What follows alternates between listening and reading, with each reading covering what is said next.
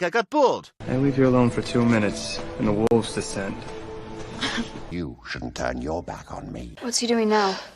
I missed him a lot today. You ready for me yet? Just a minute! And we're ready to go. About time.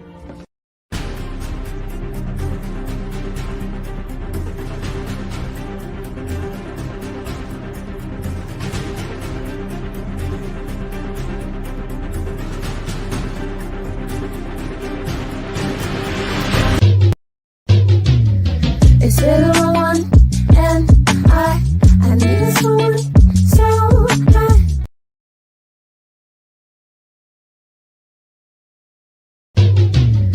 It's been a one, and I need someone so high. Pull up and wash away the toxicity. With my brush on, and yeah, the pedals moving, and yeah, the combos moving, and it's time for you to join the club. Here we go again. Critically drinking, stay thirsty, my friends. Burning the clouds and hoping never. If it does, Hustle and grind culture is another version of it. I can sleep when I'm dead. You'll be dead. It's showtime. Come in and have a drink with our whole crew. Come on and join the panel or draw from the chat. Do it how you wanna do. The misfits keep the whole chat lit. Ooh, and soon you'll be a part of it too. So come back again, my friend, or we'll come find you. Here we go again. What's up? Ready for drinking, stay thirsty, my friend. Burning love and hoping never. If it does, oh, we'll be back again.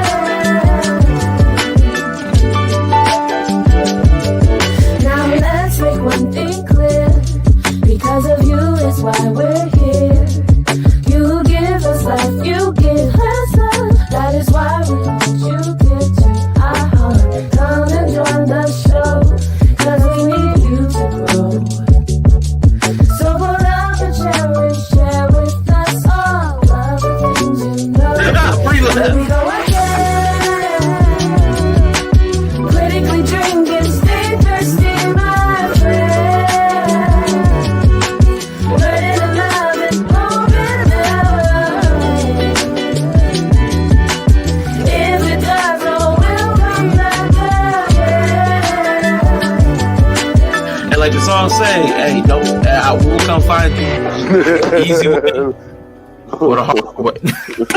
Amazing. I got my own platform.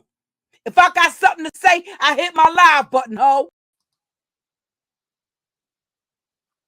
Yeah, I do, but I guess I gotta take that little thing off. Hey, good morning, good afternoon, and good evening. Welcome to Critically Tricky. Come on in, have a seat. Real casual today. No Twitch, no redemptions, no hijinks, no craziness. It's just us having a conversation, y'all. So come on in, have a seat. Let me see who's here. And Nia, thank you for being here. Wally, see, you can't talk about let's see how this go. See, it ain't no seeing how this go. It's gonna go how it go. I'm gonna be how I be, and you gonna like it and you gonna love it. That's how we rock. All right, we got Bree in the building. What's up, Bree? Hope you're enjoying your vacation. Candid Ann in the building. What's up, Candid Ann? 2 chopsticks. Appreciate you, bro. Thank you for passing through. So today, everybody, what's on tap for today? Y'all probably saw the thumbnail. Y'all probably saw the title. I went to church today. Now, it might have been a mistake, but I went to church. And the first lady had the nerve to read this passage. And I was like, oh, shoot. That's the submission passage. So I heard the whole passage. I never really cared because the whole submission conversation to me is really silly. But I was like, let me look into this a little bit. And I did this before, but I never cared to have the conversation. But I'm like, maybe we should do it today. Why not? I know it's old, but let's bring a different dynamic than what I've heard so far. So what we're doing tonight is Sunday Night Vibes. Anybody that remembers Charae B. Chicago, she was doing Sunday Night Vibes. So I wanted to honor her. I miss her in the space. She's a super dope creator. So we're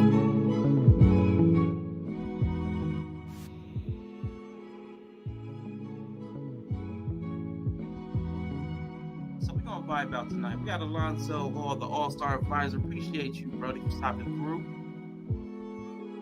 Try to set the vibes. Let me mellow out. Chill out.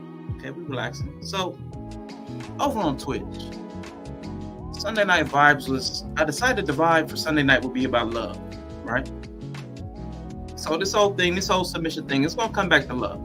Just hang with me a bit.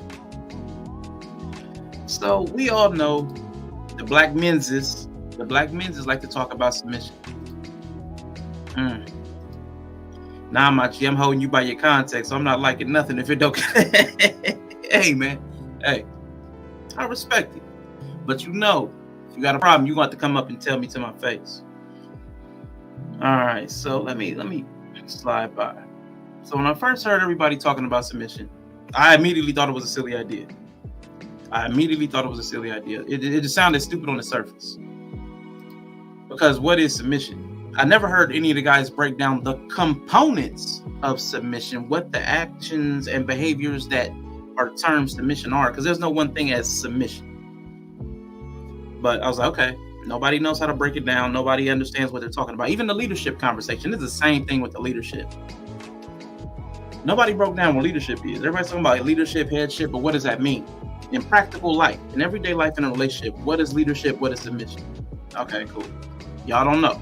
Y'all just using a lot of words that y'all don't understand. That's understandable. I've probably done that quite a few times myself. But I wanted to talk about that today. So first up, any man asking for it, and I need, this is for the women, really. This is for the women. The guys, y'all pretty much lost. Y'all lost cause right now. Y'all acting real silly. Any guy still talking about submission, he needs to be able to articulate what that means. I'm going to step back because this is why I put on there CointelBro. I'm in the man spaces. I know men. I am a man. I relate to a lot of guys. So I've infiltrated the man space for you ladies. I've infiltrated there. I've infiltrated the network. I'm in there. I know what they talk about. I know how they think. I know how they act. So I'm gonna infiltrate, and I'm gonna bring you the counterintelligence to help you inform yourself so that you're not falling victim to a lot of these faulty logics that they produce and that hit you over the head with. All right. So I'll be the CointelBro today. I'm going to bring down the entire red pill. I'm talking about you, Wally. You and your MGTOW brethren, the red pill brethren, the black pill brethren, all of y'all trash. Oh, fives. Oof. I get amped up. When I start talking about y'all menses. Y'all be tripping, man. Y'all be wilding out. But seriously, Wally, you're cool. You don't be out here wilding out.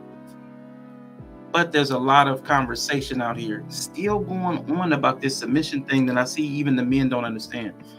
The reason I even thought about this is because I've had some conversations with women, and because women are repeatedly hearing men talk about certain things, they take things to heart.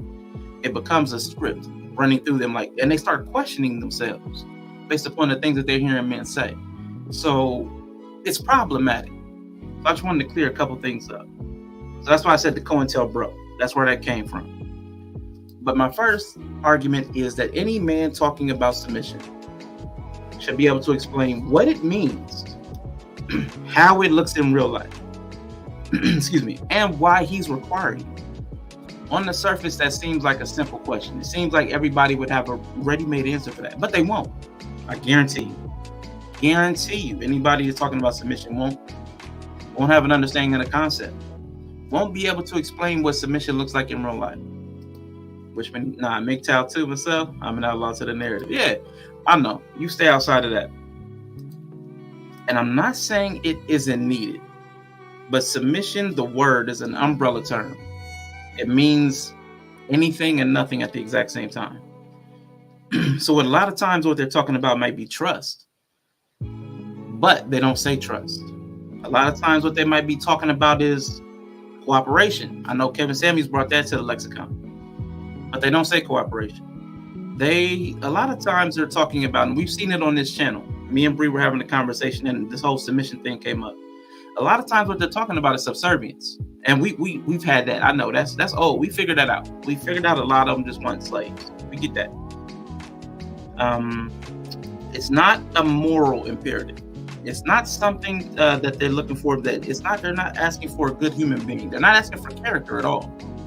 The same way men complain about women asking for the 666, men asking for submission, that's just compliance. That's a behavior. That's not anything about the core of the person. It's not a personality style, personality trait. It's not any form of character, integrity, morals, or values. So what they're asking for is not anything about a person. They're again objectifying women because they just want the behavior. I want you to perform these functions in this manner, not because of who you are as an individual, just because of what I want. So that's another problem with that. One reason we know that, I don't know, is anybody familiar with the term Draptomania? Okay. If you're not, what up, Take It Home podcast? We got the classic alpha in the building, man. What is up, bro? Has anybody heard of the term Draptomania? It's not a common term. It's not a modern term. If you have not, Draptomania, please look this up in your own time. This comes back from the slavery days.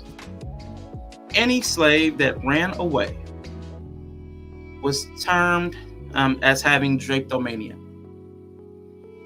Draptomania is a form of mania supposedly affecting slaves in the 19th century, manifested by an uncontrollable impulse to wander or run away from their white masters, preventable by whipping. That's Draptomania. And it is my argument, among many arguments. I know, man, no emotes. I know, man. What's up, Yellow Pill in the building? What's happening, Brody? It is my argument that right now, the terms modern woman and independent, those are being lobbed at women as a new form of saying Draptomania. Women are running away. She's a runner. She's a track star. We're saying basically that you're crazy for running away what we have to offer. The position that we want you to inhabit. Something's wrong with you to not want to be a part of that. So again, we understand that men have been using this argument as a weapon. We understand that. But I want to continue because there are valid critiques of modern values, of the things that men ask for. There are lots of things that we can talk about that are serious. That are very serious. But the Western values, consumerism, capitalism that helps breed all of this, submission shouldn't even be brought up. Honestly, ever at all. So people of good conscience tend to agree now that submission is a word that's being weaponized as a control mechanism. It's a control, it's a power, it's a leverage play. But let's look at how unreasonable it is for these men to ask for it at all, and how you can combat the very idea from taking root in your own mind, right? So we're definitely talking about a self-serving concept. Reason I say that, when men have offered up examples of what is that called, submission, they talk about Kevin Samuels again model: sex, silence, and sandwich. Now everybody can eat. Everybody knows how to eat, fix their own food, cook. Let's take the sandwich off the table. But let's talk about the sex and the silence. Now the silence, everybody has heard or understood or has a feeling or an impression that women communicate at a higher frequency than men do. I think it said that women use 20,000 words a day compared to men 7,000. But we would all say, generally speaking, that most women are more verbal, are more expressive than men. So then you're going to ask your partner for silence, eliminating something that she has a high degree of proficiency in, something that's innate in her. Okay, so we already have a problem that you're asking her to work against her own nature. Let's go ahead and table that one too. What do you bring to the table? Let's table it. Yeah, you make your own sandwich. You know how you like it. That's cool. Like I said, we're gonna table that. Now the silence, you're gonna ask the woman to work against her very own nature. Let's even grant you that. Maybe that's fit. Let's talk about the sex. Well, guess what, guys? Maybe I should show you.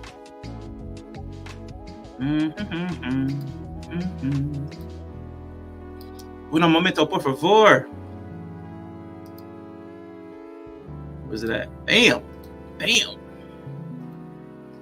Let's add that to the stream. Let's see if you fucking expand this. You have to see it. All right, the orgasm gap. Talking about sex here, right? Sex, silence, sandwich. And I'm gonna come back to your comment, Yellow. The orgasm gap was a term coined to describe the disparity in orgasm between couples, also known as orgasm inequality. Studies have used it to measure sexual satisfaction among different demographics. A good and healthy sex life can't be measured purely by how many orgasms people are having. However, studies have found that there's a considerable difference between the number of orgasms men and women are having in heterosexual relationships. So let me scroll down. The orgasm gap doesn't, let me see. The orgasm gap just doesn't exist between heterosexual men and women. It has been found in other groups, but where is it at? I can't remember. I'm not going to read through this entire thing. My bad. I should have had it highlighted, but where is it at? Let me see. Okay.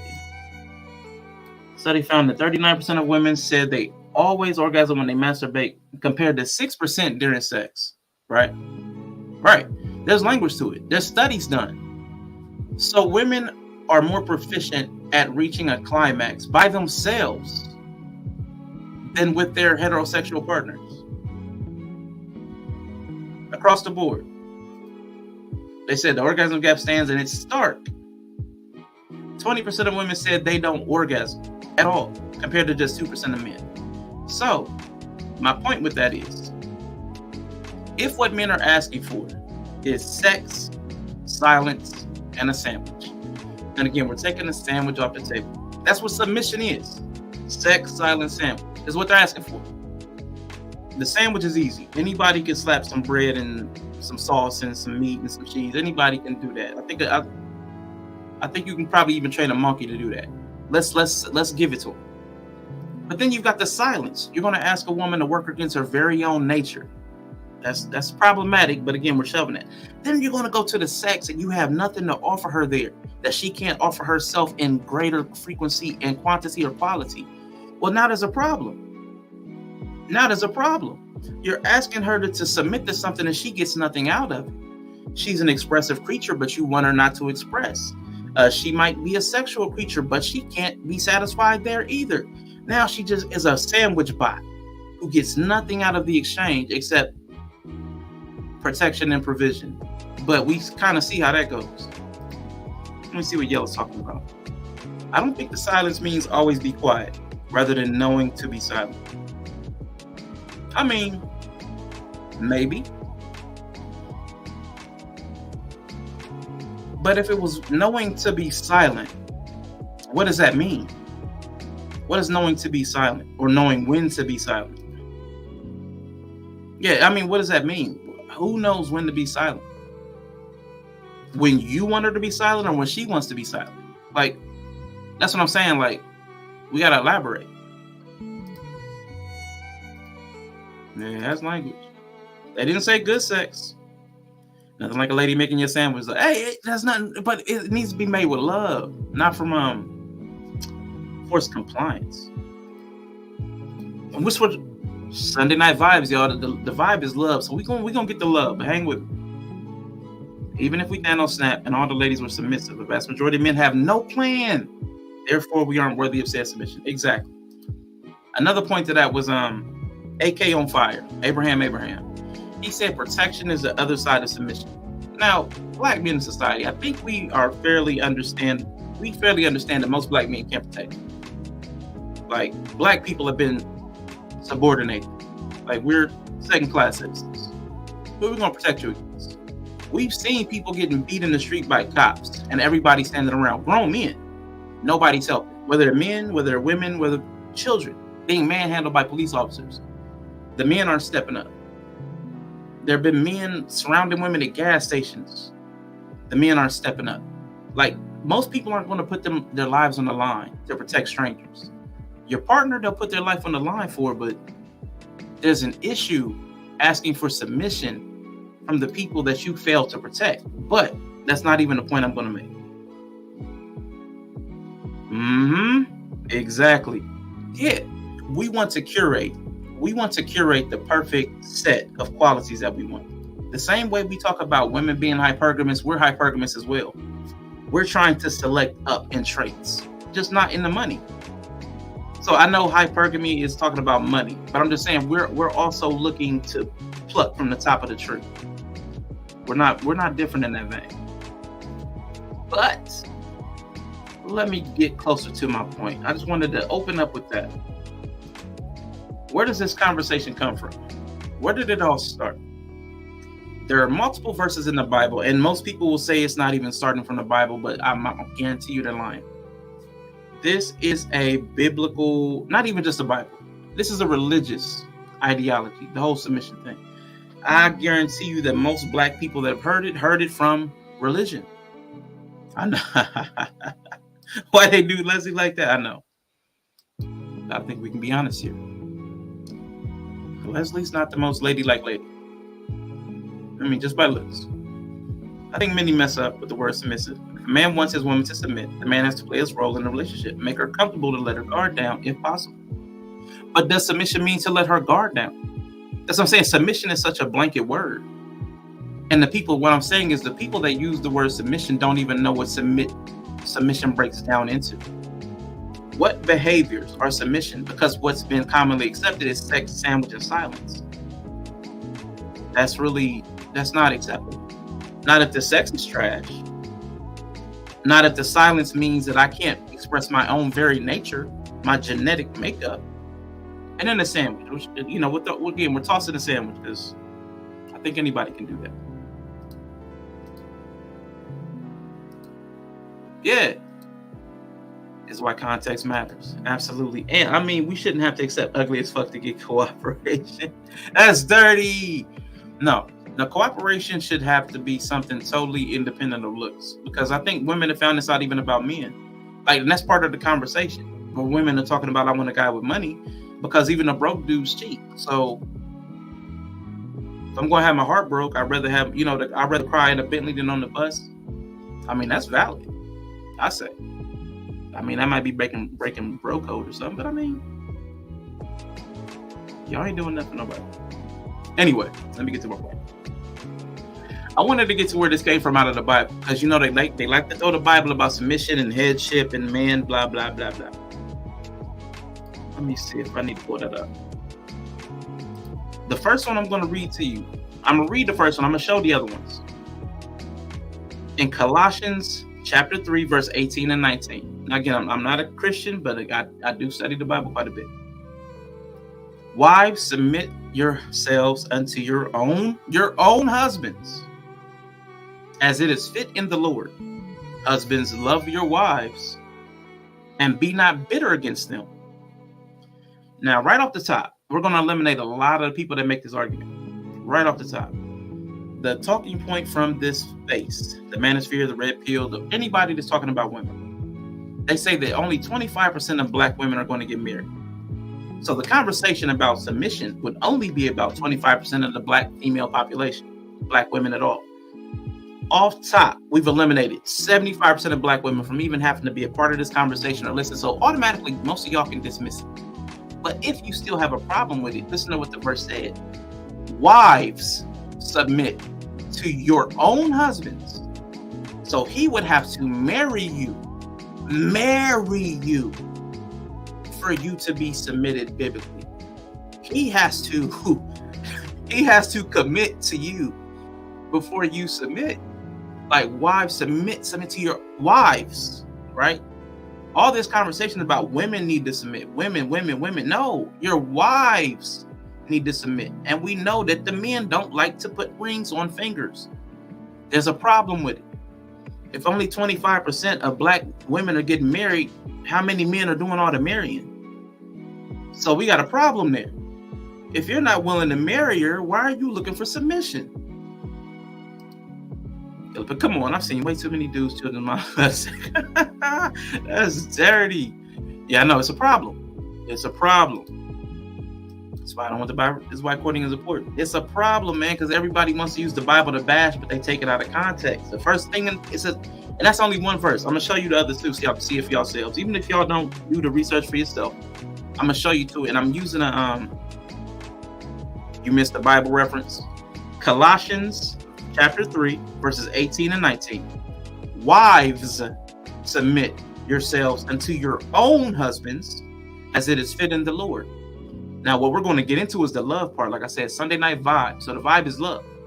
This part we're going to get to. Husbands, love your wives, because that's going to be a problem, and be not bitter against them. So we're going to talk about love in a minute. But I want to show you all these other two in translation. I'm going to pull that up. Uno momento. The first one, man, we're gonna eat them up with the Bible today. We're gonna get them. But they said the word is the truth, and the truth shall set you free, and all that stuff. Man, we're gonna eat them up with the Bible because they like using this stuff. None of them are practicing Christians, but they love using the Bible. So now this is the New Living Translation, just so we have plain English, because I know I said ye old submission debate, because I'm using the Bible, but we're going to talk about this in plain English. In the same way, you wives must accept the authority of your husbands. In King James, it says to submit. And even if some refuse to obey the good news, if they don't listen to the Bible, they don't listen to the man's preaching, the woman's godly lives will speak to them without any words. They will be won over by observing your pure and reverent lives, right? So that's cool. They're just saying the woman should live in a way that exemplifies Christian virtue. Cool. Let me close this. I'm not sure why that's there we. Now here's where we get into some of the stuff the men be talking about. Don't be concerned about that, but I'm gonna point something out. Don't be concerned about the outward beauty of fancy hairstyles, expensive jewelry, or beautiful clothes. You should clothe yourselves instead with the beauty that comes from within, the unfading beauty of a gentle and quiet spirit, which is so precious to God. This is how the holy women of old. Now listen to this. This is how the holy women of old made themselves beautiful. This is what they're saying right here in this is the New Testament, 2,000 years ago. And they're saying, this is what the women of old used to do. You know what that translates to? This is what traditional women used to do. So even in the New Testament, they were looking backwards, talking about traditional women. And their time, they were calling them modern women. Otherwise, you don't need to look back at the women of old to look as an example. So even then, 2,000 years ago, people were still trying to look back and say that these women were different. They were cut different. They were better. So this is not a new phenomenon. Understand that this is something people do. They're always going to look backwards with a wandering, what's that, like a wanderlust or romanticism. There's always going to be some people looking back. Even in the New Testament 2,000 years ago, they were talking about traditional women and how they used to operate. So don't even let them arguments. Anybody talking about traditional this, just tell them to shut up. Anyway, I keep getting beside myself. Calm down. It's supposed to be the vibes. Maybe I got the wrong song. Let me get a different vibe song. What's up, Quantum in the building? Correct, but do wives submit? I guess not, since the divorce rate is 60. Hey, listen. Here's another problem with their stats. I love the stats, Wally. Here's a problem with stat keepers. Where's the context? Because earlier you was like, people don't bring the context. If women are divorcing at a 66.7% rate, what role do the men play? Are they all victims? Did they contribute to the breakdown of the relationship? Did they abandon the relationship and the women are just putting it on paper? I've seen that. Were they cheating and asked to be just dutiful throughout? Because I'm a point that you can't show up biblically. Biblically, you cannot just show up anyway in a relationship. And I'm going to point that out. So women are well within their rights to divorce. If the men cannot love them, which is what we're going to get to, because the vibe tonight is love. I got to get this hate out of my spirit. Hold up. I might need I need a different Sunday Night Vibe song, because right now I'm hot. Y'all dudes be tripping. Like the stat keepers, Wally. I said it wasn't you, but now it's you. Also, let me guess. Yellow peel, no fat chicks. Just go to exotic. Yeah. If you had no type, not facially appealing, then my point was made. Right, but Brittany. Okay, so this conversation between you and Yellow, I'm gonna go ahead and skip that. Men do be quiet quitting. Absolutely. And everybody quiet quits. Everybody's capable of quiet quitting. We can't demonize women for putting it on paper. I mean, that's silly. Like, that's a silly thought process that just because a woman put paper to it, because a man wouldn't. Because a lot of times, y'all know we just lazy and we'll stick with some stuff. We'll do, oh, God. Anyway. Okay, you were laughing to say that wasn't the case. Okay, got you. Quiet quitting doesn't make... There we go. Now, this is what y'all need to understand about human nature before we continue on. People follow the path of least resistance. People follow the path of least resistance. The path of least resistance is different from person to person. It might be just as easy for a man to continue to cheat and stay in a relationship, in a marriage. It might be easier for him because he doesn't have to look for somebody to cook and clean and all that stuff. But for the woman, it might be easier to not carry the emotional baggage of some dude that's not checked into the relationship. He's not tapped in. That's the path of least resistance for her. The quiet quitting will get you divorced, but there's nothing wrong with that. So that stat that they like to throw out there, that women file for the divorces, okay, cool, but why?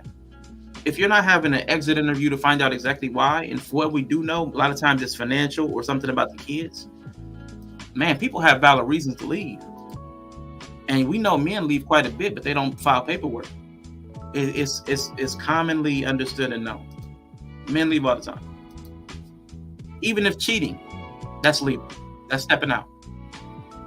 But again, we're going to get to why that's unacceptable. Let me see. Here goes the more that Sarah obeyed her husband stuff. Called him her master. Yeah, so they're trying to sell. Even being, they're talking about this is like the red pill of the Bible. But in the same way, let's talk about the requirements for men. In the same way, your husbands must give honor to your wives. Bruh, you have to honor your wife. And that's not just going to be in words. That's going to be in every aspect of your life. Treat your wife with understanding as you live together. How many men try to understand the women? We don't even they want you to be silent. If they want you to be silent, how can we even listen to you to understand? So they're already breaking the biblical groundwork. The groundwork for submission has already been broken because they won't listen to you, because they want you to be silent as part of the submission. They can't understand you if you're not talking. Let me see. They're definitely not giving you honor. Any guy that's publicly telling you to submit, that's not honor. They're on platforms trying to tear black women down in general, trying to humble women. That's not honor. So they're not qualified for submission based upon the Bible that they're pulling language from. But she is, okay, she may be weaker than you are, okay? But she is your equal partner. Equal partner, 50-50, 100-100, whatever math you do. She's your equal partner in God's gift of new life. She's just as qualified. She gets just as much equity, just as much stake in God's kingdom as you do. That's in the Bible. I know this is a translation, but they translate. The words mean essentially the same thing. Treat her as you should, so your prayers will not be hindered. If you're not treating your wife right, your God, again, I'm not a Christian, your God won't even listen to your prayers. He can't hear you if you can't hear her. You're messing yourself up. So all this nonsense about submission, guys, y'all don't even understand where you're pulling the words from. Ladies, don't listen to the guys when they're using it because they're using it wrong. They're not following the principles. They're not honoring you. They're not understanding you. They're not treating you like an equal partner because they want you to step down. So the submission part doesn't mean you're less than. When the Bible, this is the very same verse that talked about submission. Women, submit to your husbands, but it also says you're an equal partner. So it's not you doing everything he says. It can't be, because it can't tell you in the same chapter to submit and then say you're an equal partner in God's kingdom. God's above the man. So if you're an equal partner under God, how could you be taking a back seat? There's something off in the logic. But we're gonna keep going. What definition of honor? I want context. We equal? I'm just saying we got problems in the way we think and talk to each other. One of the things I thought about, the way we talk even in public about each other as men and women, we're not honoring each other. We're trying to humble each other. We can't relate if we're not. The Bible says it, understanding and honoring and an equal partnership. That's from the Bible on relationships. Well, if we're not doing those, we ain't doing nothing. It goes into the point of what a husband is supposed to do. Yep. I like how you split the husband, man, and wife. Yeah. If you are going to ask for submission, first of all, you got to be able to marry her. You got to be able to commit. If you're somebody that doesn't want to stay in your business, there are still actions that you can do that would show commitment, that would show provision. Not just I'm working and paying the bills, but maybe setting up a trust in her name so that should something ever happen to you, she's financially taken care of. Something for the kids as well.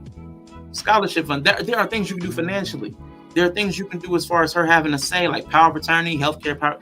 There are things you can do. Everything in life can be contested, but there are steps you can take to try to make provision. If you're one of those, I can't put my name on paper with the state type people. If you're one of those guys, you know,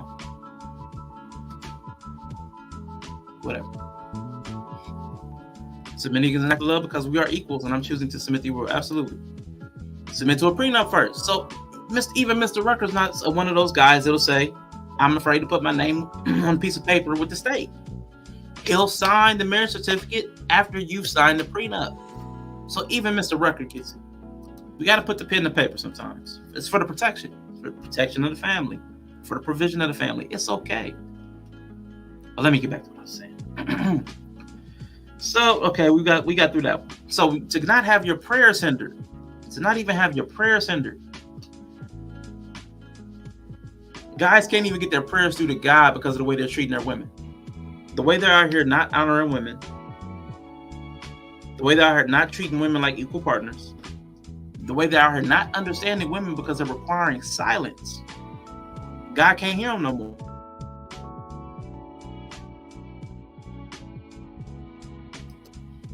And that's, that's their God. I'm not a Christian. Honor, high respect, great esteem. Yeah. If you hear the black men talk when in the manosphere space, not all black men, some, not all. I like to think I don't have to do that, but I know I do. The men who are talking poorly of black women, or any woman, the men who are talking poorly of women, they're not honoring the woman. They're not marrying the woman. They're not understanding the woman. And they're not treating her like an equal partner. All of which were requirements by God and the Bible that they sort of like. That they'll quote. You have to be equally yoked. I mean, absolutely. I can't put myself on paper with the state. Meanwhile, they have a job. Yes. Meanwhile, they have a job, a mortgage, a bank account. So, yeah, man, it's crazy. It's crazy. It's the logic. There's a problem with the logic. And anytime, ladies, if y'all hear the guys talking about submission, just tell me. Anyway, let me get back. I got one more example to show you from the Bible. Just to get it home that these dudes have no idea what they're talking about. Just drive that point home before I move on. Boom. Let me see. It was around. This is the one they typically use, if I'm not mistaken. This is the one that they typically use. Verse 22. For wives, this means submit to your husbands. And again, you got to be married to be a wife and a husband. Got to be married. For a husband is the head of his wife. This is where they get that headship. God, husband, wife, children. That's where they get that from. That's why I say they pull stuff from the Bible, but just what they like. Head of his wife, as Christ is the head of the church. He is the savior of his body, the church. As the church submits to Christ, so you wives should submit to your husbands. Now take it in that you're submitting to the husband the same way the church submits to Christ. You know what Christ did? You know what Christ did for the church, right? Are these husbands doing that? For husbands, this means love your wives. Again, Sunday night vibes, y'all. So the vibe tonight is going to be about love. Now, we're going to get to that. Vibe tonight is love. Love your wives. Just as Christ loved the church. And again, you know what love caused Christ to do. He gave up his life for her. They said, I forgot that was in there. He gave up his life for the wife, for the bride, to make her holy and clean. That's honor, washed by the cleansing of God's word. He did this to present her to himself as a glorious church without spot or wrinkle. Our task as the husband is not to dirty you up, is not to sully your name. It's actually to lift you up, to glorify you, to clean you up in any way possible, to present you as perfect and flawless. That's the relationship that the Bible says we have. In the same way, husbands ought to love their wives as they love their own bodies. For a man who loves his wife actually shows love for himself. Is that the love that these men are talking about when they talk about women? Same way they love themselves? Because we can't show love for y'all ourselves unless we're showing love for y'all. No one hates his own body but feeds and cares for it. Man, it's crazy. It's crazy that they use the Bible because the Bible points against them. It talks against them. God can't even hear their prayers. God can't even hear their prayers. So when the Bible talks about love, let me go to these comments real quick. The Bible talks about love. We don't get into what love means. So that's the vibe tonight. I get the extremist nature of the guys who preach submission. I think women have pushed back so hard on that rhetoric, they're becoming intentionally uncooperative as not to conform to submission. And I'm going to say, as they probably should. Because if the guys are so unfit that they would not honor the women. Because if the women are having some issue, but you're still not honoring her, you're not understanding her, you're not giving her equal partnership, which the Bible says to do. And when she does have some pushback, uncooperativeness, if you immediately start reaching to lash out with your tongue, that's not honor. that means it was a superficial honor only because she was cooperative. The moment there's some trouble, the Bible even talks about that elsewhere. It's not love if everything has to be good for it to exist. If in hard times and difficulty, if the love doesn't persist, then it was never really love. So if the moment she's uncooperative, you have to go on and bash her. If you have to go on every platform and tirade about the woman, that wasn't love. You were just happy with the conditions. And that's a whole different thing. It's gotten weird. And random men think they deserve submission. And again, they won't marry anybody because according to their own stats, only 25% of women will get married.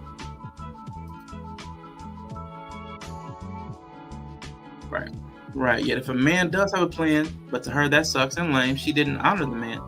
But we just can't honor anyone, right? You're supposed to honor your wife. You're supposed to honor your wife. The same way, we're not honoring everybody the same way they're not supposed to submit to everybody. We're supposed to commit to somebody and build a life. But nobody wants to commit. Everybody's scared to take that lead.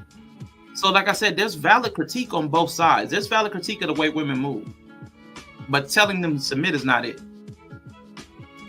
I hesitated talking about this for a long time. I never wanted to because I thought it was stupid. But I've had conversations with women that say they took some of this stuff to heart. And I'm like, really? And I'm like, okay. If your plan is well, yeah, she shouldn't follow you.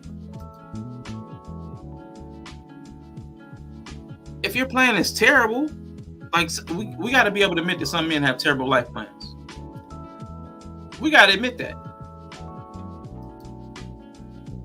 Or that there's no traction on their plan.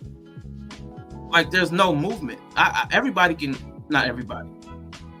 A lot of people can cite a plan. You know what? Tomorrow I plan on buying Google, and next Tuesday I'm going to acquire Amazon. I can lay out a nice, beautiful, lofty plan, but I'll never get anywhere with it.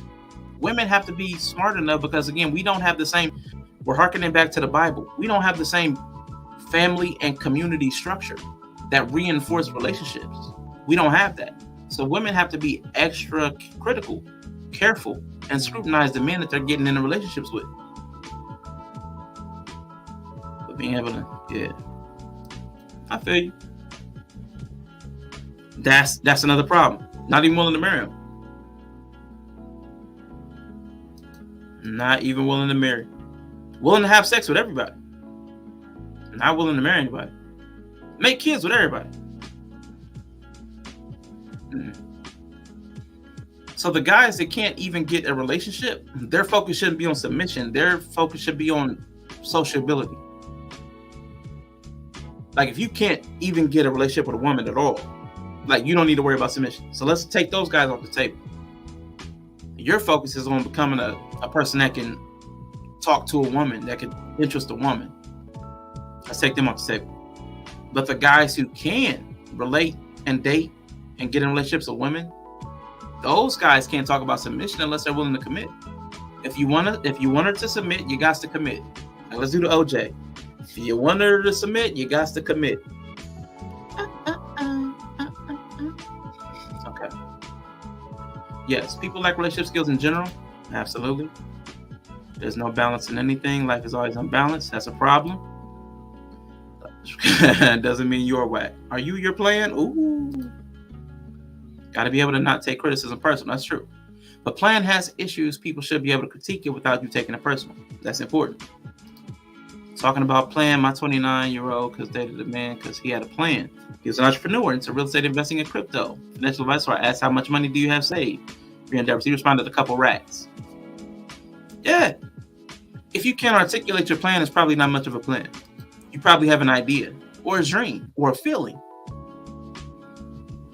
Women got to be able to learn that the man, I promise you, if the guy can't articulate his plan and vision, he probably can't articulate much of anything else. And what's that relationship going to look like? How can you submit to that? How can you submit to that? How can you marry that? How can you marry that and submit to that? It's crazy. We're asking too much of women. We're asking too much of women. I said you can't buy a house with a couple racks. How many dollars do you have? He said $5,000. I told her to leave him. Yeah. They usually don't have one. Exactly. And I know that because I've been that guy. You know what I'm saying? We don't have a plan. We got a job. I mean, a crib and a car. Like this, we got some basics. We're adulting. And we're happy with that. Okay. But what's your plan if you're going to get into a relationship and build a family? That's where the problem comes in. You coasting along through life is one thing, but you bringing a woman and a children into it, there's got to be a shift. I think one of the one I didn't read all the way through, Colossians 3, talks about when I spake as a child, you know, I put away childish things. That's part of the relationship process. It's actually kind of normal if you weren't raised up with that principle or didn't have guidance. Absolutely. Doesn't mean that it can't be accepted. Absolutely. Anybody's capable of growth, but you have to be open to it. You have to be open to growth. You have to be open to criticism that the way you might be doing it is wrong, or maybe just not optimal. Maybe it's just not helpful. You got to be open to criticism. You got to critically drink every now and then. But let me get back to what we're talking about, love tonight. We're talking about love, y'all, because they want you to submit. But the Bible said they got to offer love in return, right? So we're going to talk about what love is. According to the Bible, and I looked it up in the concordance, I made sure that the words were the same. In those verses, the word in the New Testament, because that was originally in Greek, was agape. Agape love. Okay, Bree, you ain't gonna like this. Agape love. So when they were talking about men love your husbands, love your wives, love, that word was agape, which is an unconditional love that is not dependent on any external factors. Not dependent on any external factors, not dependent on her silence, not dependent on the sandwich, not dependent on the sex. You still love her. There's a problem there. I get it, guys. Y'all don't want to hear that, but that's what the Bible says. Like y'all want to use submission from the Bible. Let's talk about love from the Bible. Acts of charity and altruism are often born out of agape love. It seems fair to argue that a society without agape would be unable to function, as we are dependent on one another as a species. Agape is the least selfish form of love. That's what you have to have for your wife. And does not require anything in return. Man, that sounds crazy, don't it? However, it does also often result in immense benefits to the one practicing it. Not just in terms of people reciprocating with love or rewards, but benefits for the mental and emotional well-being of the practitioner. So just practicing agape love, giving unconditional love to your wife, has benefits to your mental well-being without her even returning anything. I mean, of course, because she's human. If you've chosen a quality woman and you've looked for character and integrity, you're going to get reciprocity. But it's not about that. You're not giving in order to receive. You're giving because that's what the Bible says to do. It's your Bible. Practicing agape love can often increase self-love. And higher levels of healthy self-love usually result in an increased ability to feel and show agape. So now we're talking about an algorithm. Now we're talking about a self-feeding cycle. You give love without looking for anything in return. You get greater love of your own self, which greater increases your ability to offer love, which gives you a greater ability to love yourself. Man, how many times does that have to turn over before you have an amazing relationship? Just by loving unconditionally. But, I mean, you ain't got to listen to me. But you probably should listen to your Bible and your God. That's yours. That's not mine. That's yours. Anyway. He alive. I love him. I got you. Now I rock without Christmas. All this religious talk. Hey, man. It's not even about the religion. It's about the principles. Because these principles are not just... You don't have to be a Christian for these principles to work. Love is universal. And that's the problem. A lot of people don't have love. If they had love, they wouldn't come online trying to shame people and bash people into doing what they want, into behaving how they think they should behave. They wouldn't distort the Bible to fit their narrative, to say women need to submit when it says wives should submit. There's no love there, and misleading and lying to people to get your behavior the way you want it to to say that submission actually looks like sex silence and sex sandwich and silence, when the Bible says she couldn't. You need to understand her. She can't be silent. You have to honor her.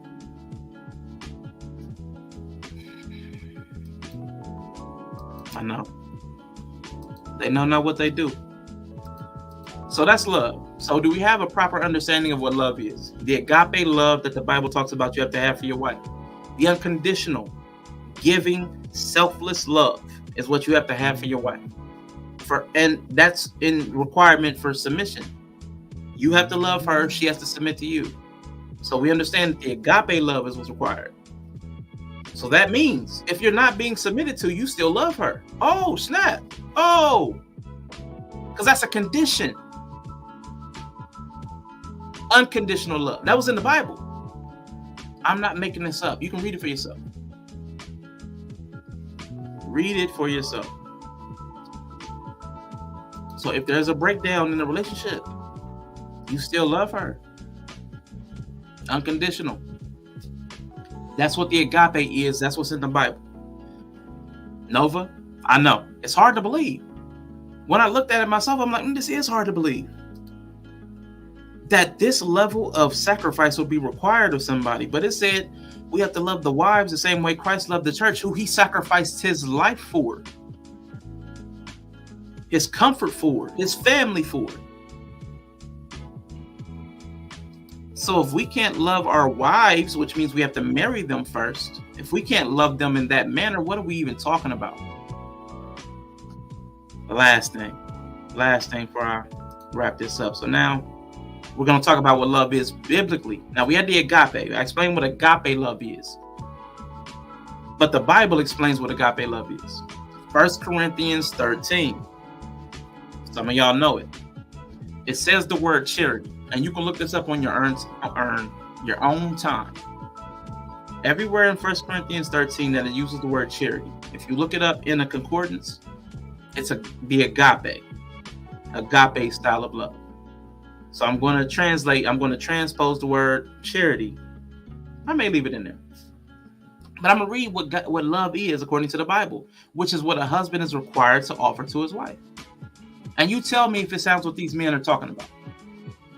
Though I speak with the tongues of men and of angels, and have not love, I am become as sounding brass or a tinkling cymbal. I'm just making noise. And though I have the gift of prophecy and understand all mysteries, no matter how much I know, and all the knowledge, and though I have all faith so that I can remove mountains, and have not love, I am nothing. Man, I got so much power in God, I can just move mountains. But I don't have love. I'm nothing. And though I bestow all my goods, bestow all my goods to feed the poor, and though I give my body to be burned, and have not love, it profited me nothing. That means I can get the bag. I could be the 6-figure, 7-figure man. But if I have no love, I'm still profiting nothing. Love suffereth long. Love is long suffering. That means love it can tolerate. Love has resilience. It can deal with a lot. That's that unconditional love. It can put up with a lot. So a little bit of lack of submission, a little bit of they're talking about rebelliousness. A little bit of that should be tolerated because love suffers long and is kind. Are these dudes kind? Do they sound like they're kind men? Do they know what kind means? Do we need to look it up? I'm gonna keep going. I think we know what kind means, but if not, let's look up the definition. Love is kind. Love envies not. Love doesn't get all jealous. Love doesn't get all jealous. Love vaunteth not itself. Love doesn't boast. Love doesn't brag. Love doesn't talk about what it has, what it does. That's vaunteth not. It doesn't vaunt it. It doesn't push itself up. It's not puffed up. Love is not arrogant and prideful. It does not behave itself unseemly. It doesn't act a fool. Love doesn't act a fool. These men are acting a fool, y'all. Love seeketh not her own. Love is not out for self. Love is not easily provoked. Man, y'all see these short tempers out here. Y'all see these short, even on panels, on the internet where nobody poses a credible threat in a conversation. You see how easily they get triggered when you say something they don't like. Love thinketh no evil. Man, we've had this conversation many times, me and Bree. Assuming negative intent. If everything you do is wrong, you're always thinking evil of the other person. Every move you make, that's not love. Rejoiceth not in iniquity. So if when bad things happen to you, if when bad things happen to you, they're happy, that's not love. Love rejoices in the truth. So when you're honest and when you're open and you're vulnerable, that's when the person that loves you should actually be happy. Love beareth all things, believeth all things, hopeth all things, endureth all things. That's a lot. All things is a lot. Most of it, we ain't cut like that. I'm gonna give you straight up. Love never fails.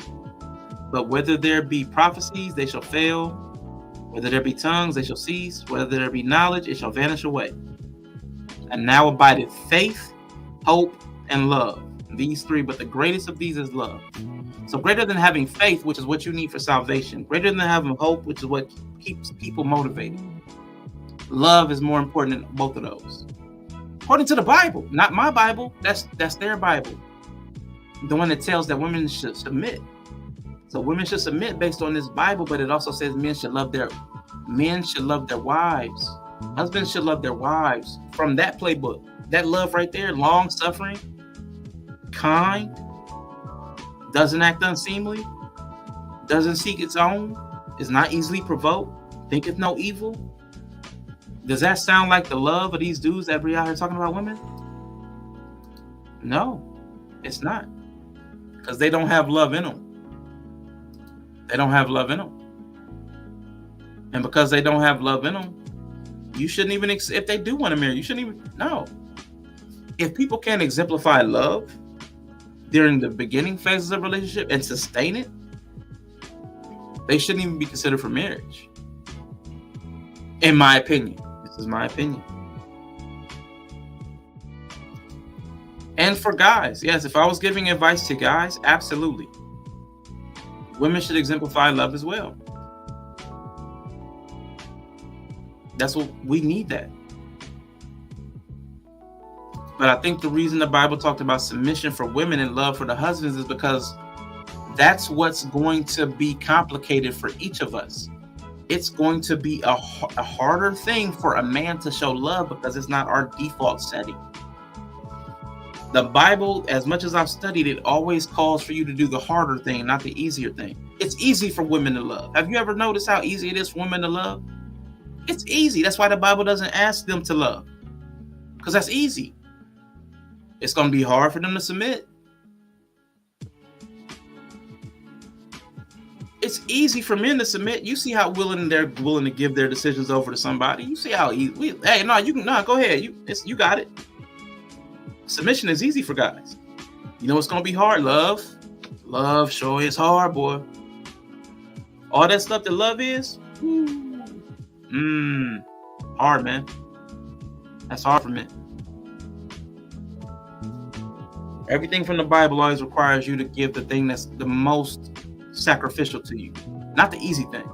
There's lots of parables about giving he who gives much, the person that gives much, and the person that gives without expecting something in return.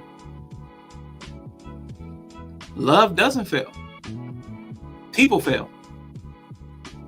And most people don't have love. So people will fail you because they don't have love, man. Yelling you wild. Love isn't what fails.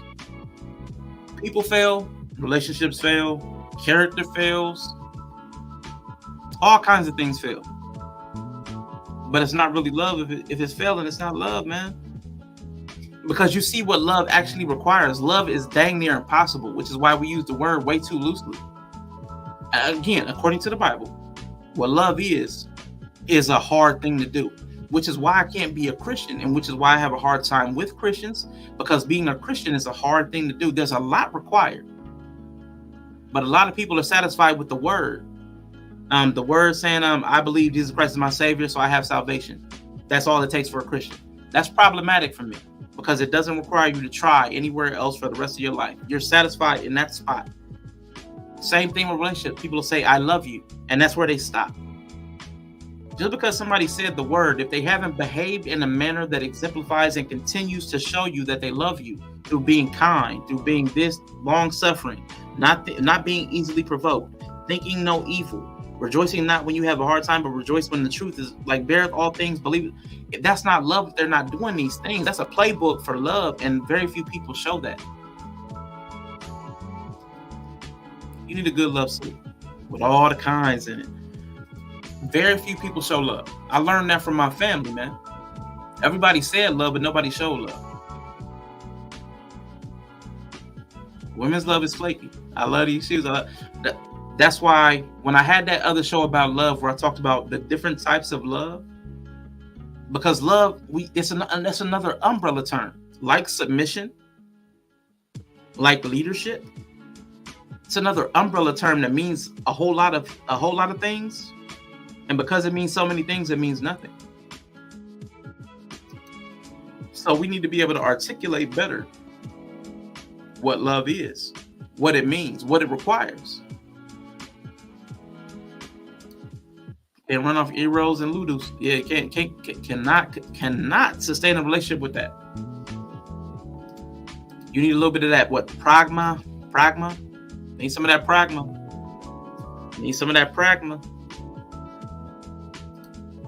Alphabet soup with only L-O-V and E. That'd be nice. That's a different type, sir. That's a pleasurable love, not agape love.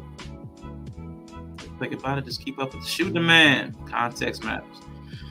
Yeah, so y'all heard what I had to say about the love. I don't see many of these men having love in them to be able to offer it, to even require submission. Because they won't even marry. Because they say themselves that only 25% of black women will marry. So we have a math problem. We have a logic problem. We got a problem. Then we have a biblical problem. Equal partnership, understanding, and honoring.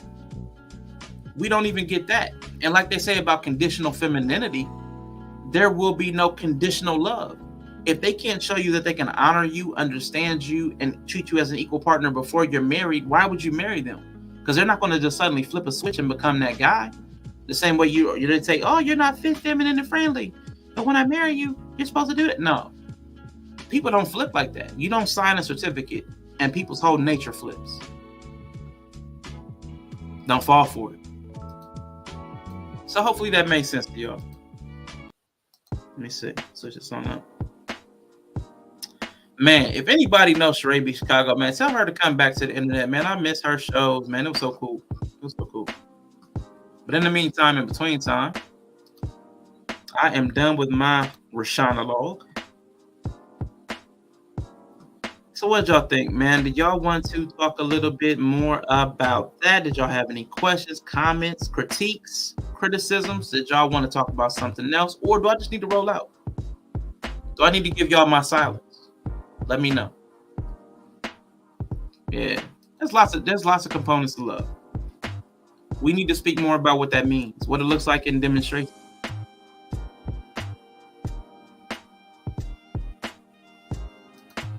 Men's is bitter. That's a problem.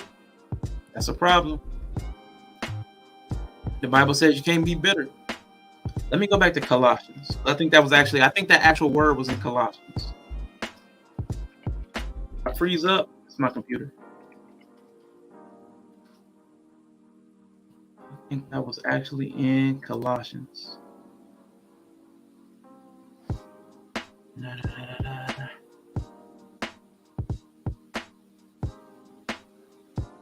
Yes. Husbands, love your wives and be not bitter against them. Verse 19.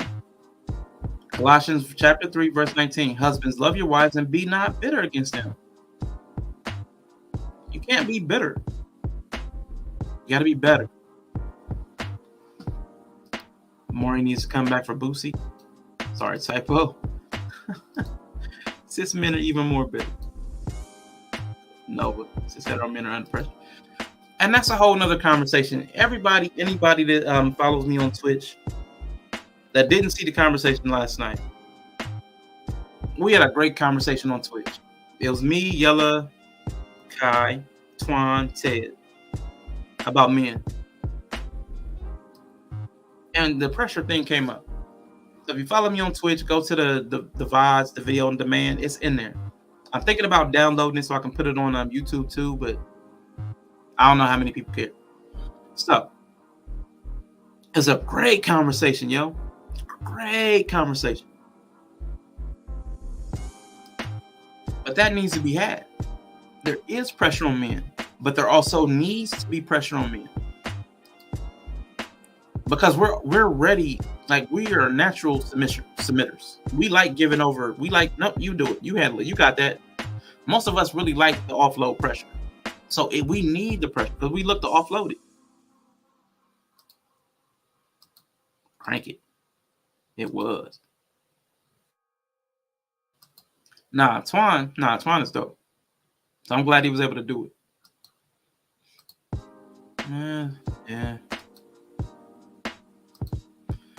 So if you follow me on Twitch, man, please go check the VOD section for that conversation. I think it was the state of men. Man, that was a great conversation. Great conversation. And there were some things brought out in it, like the pressure that's put upon men. Even how some of the dialogue from women is driven by two sets of thinking in the same person. So I mean, we had some good conversation. And I only got through about half. I was making notes the whole time. Every time I'm talking with people, I'm making notes while I'm listening. And again, I got about half the notes out. Yeah. Traditional roles do affect straight men in a specific way, but it's a burden that I think we're built for. The problem is our culture, our society, our economy exacerbates the issue through inequity that impacts everybody, but it makes the role of men more burdensome than it should be, like than its natural state.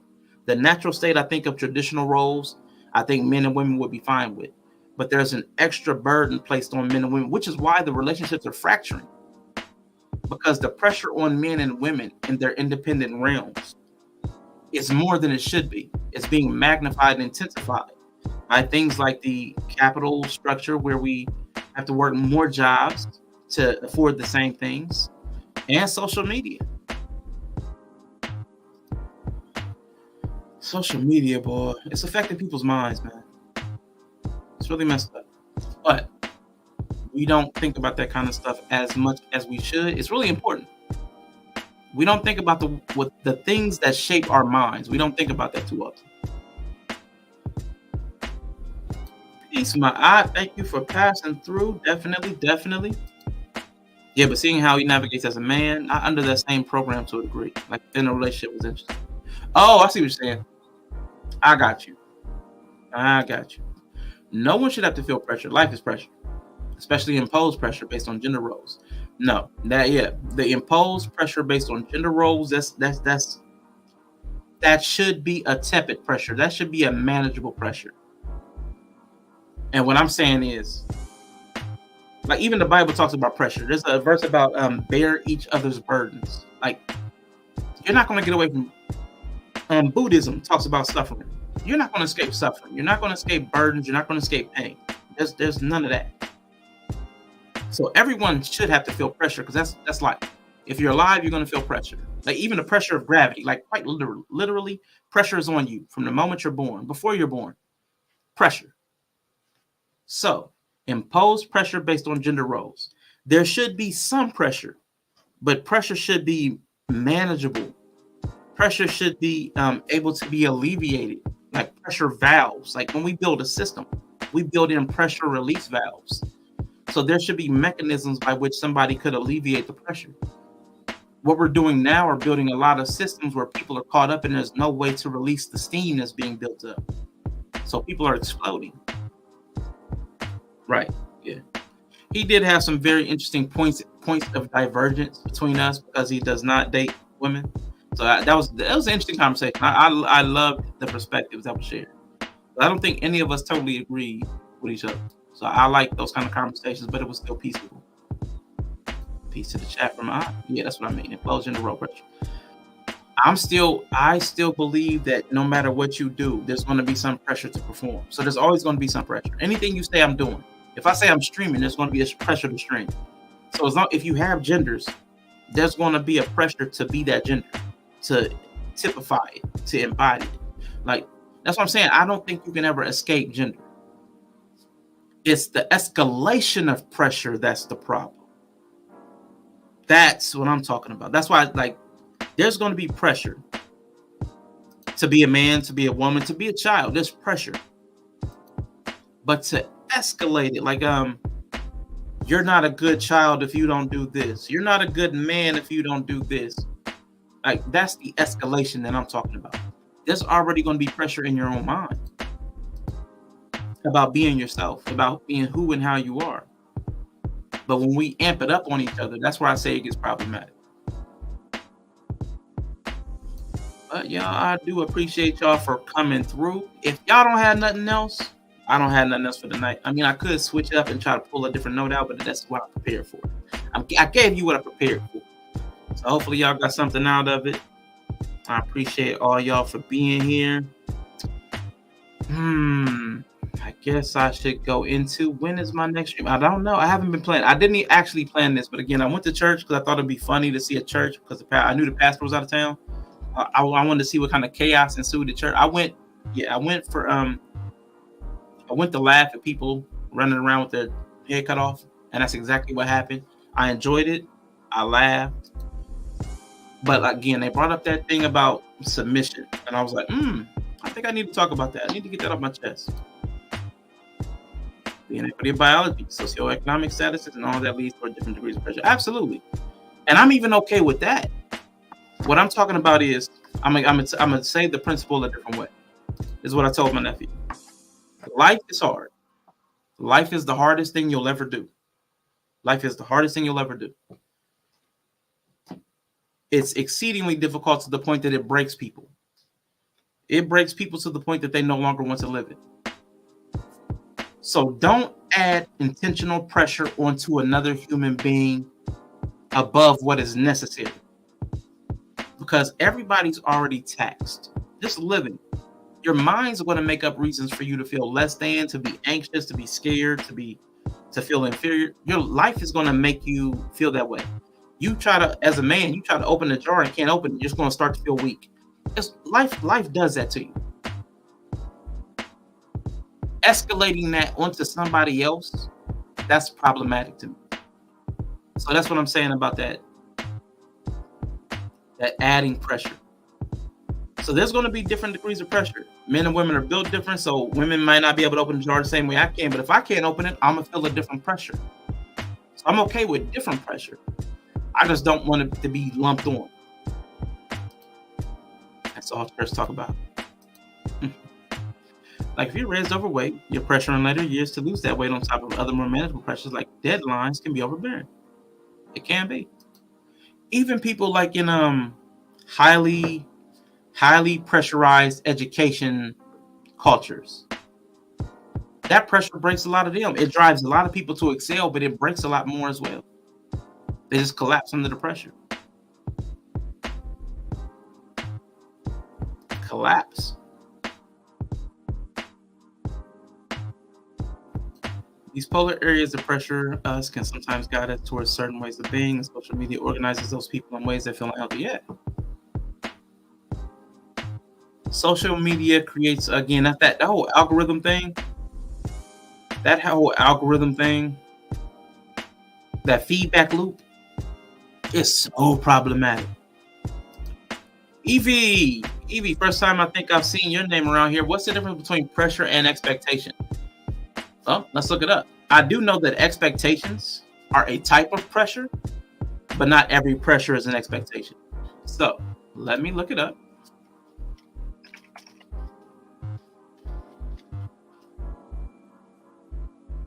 So pressure is the continuous physical force exerted on or against an object by something in contact with it, or the use of persuasion, influence, or intimidation to make someone do something. So how that applies to expectations is expectations influence, expectations persuade, sometimes can be persuasive, and expectations do intimidate. So sometimes expectations can fall into that version of pressure. Nah, some of that is expectation. Can't avoid that. And there should be healthy expectations. But what I think, though, is the way we communicate the expectations. That's where the problem, like I said, there should be pressure. There should be expectations. They should be understood, shared, communicated, cooperated on, negotiated. What I think, though, what happens, we'll put pressure on somebody that we're unwilling to, like Yella said last night. We'll ask somebody to do something we're not willing to do ourselves. So we'll expect somebody to live up to an expectation or apply a pressure that we ourselves couldn't withstand. That's where I think, like, where my logic comes in. Don't even put it on somebody. If you can't handle it, or if you know the other person can't handle it, or you haven't even investigated if the other person can handle that pressure, don't offer it up. And even still, it should be something that they accept. And when you get into the husband and wives, it has to be for the benefit of the family. There's going to be pressures.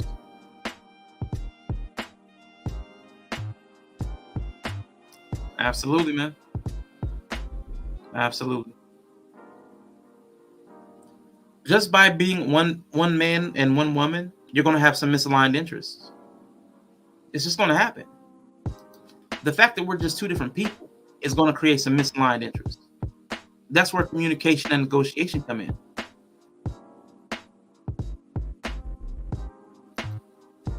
That's why it's important when you partner with someone to know the expectation. And you won't know unless you communicate. And you can't communicate if part of submission is silence. Because you have to understand, according to the Bible, you have to understand them. So to know the expectation, because that's going to give you an idea of the expectation or pressure. It's got to be communication. It's got to be in there. That's so important.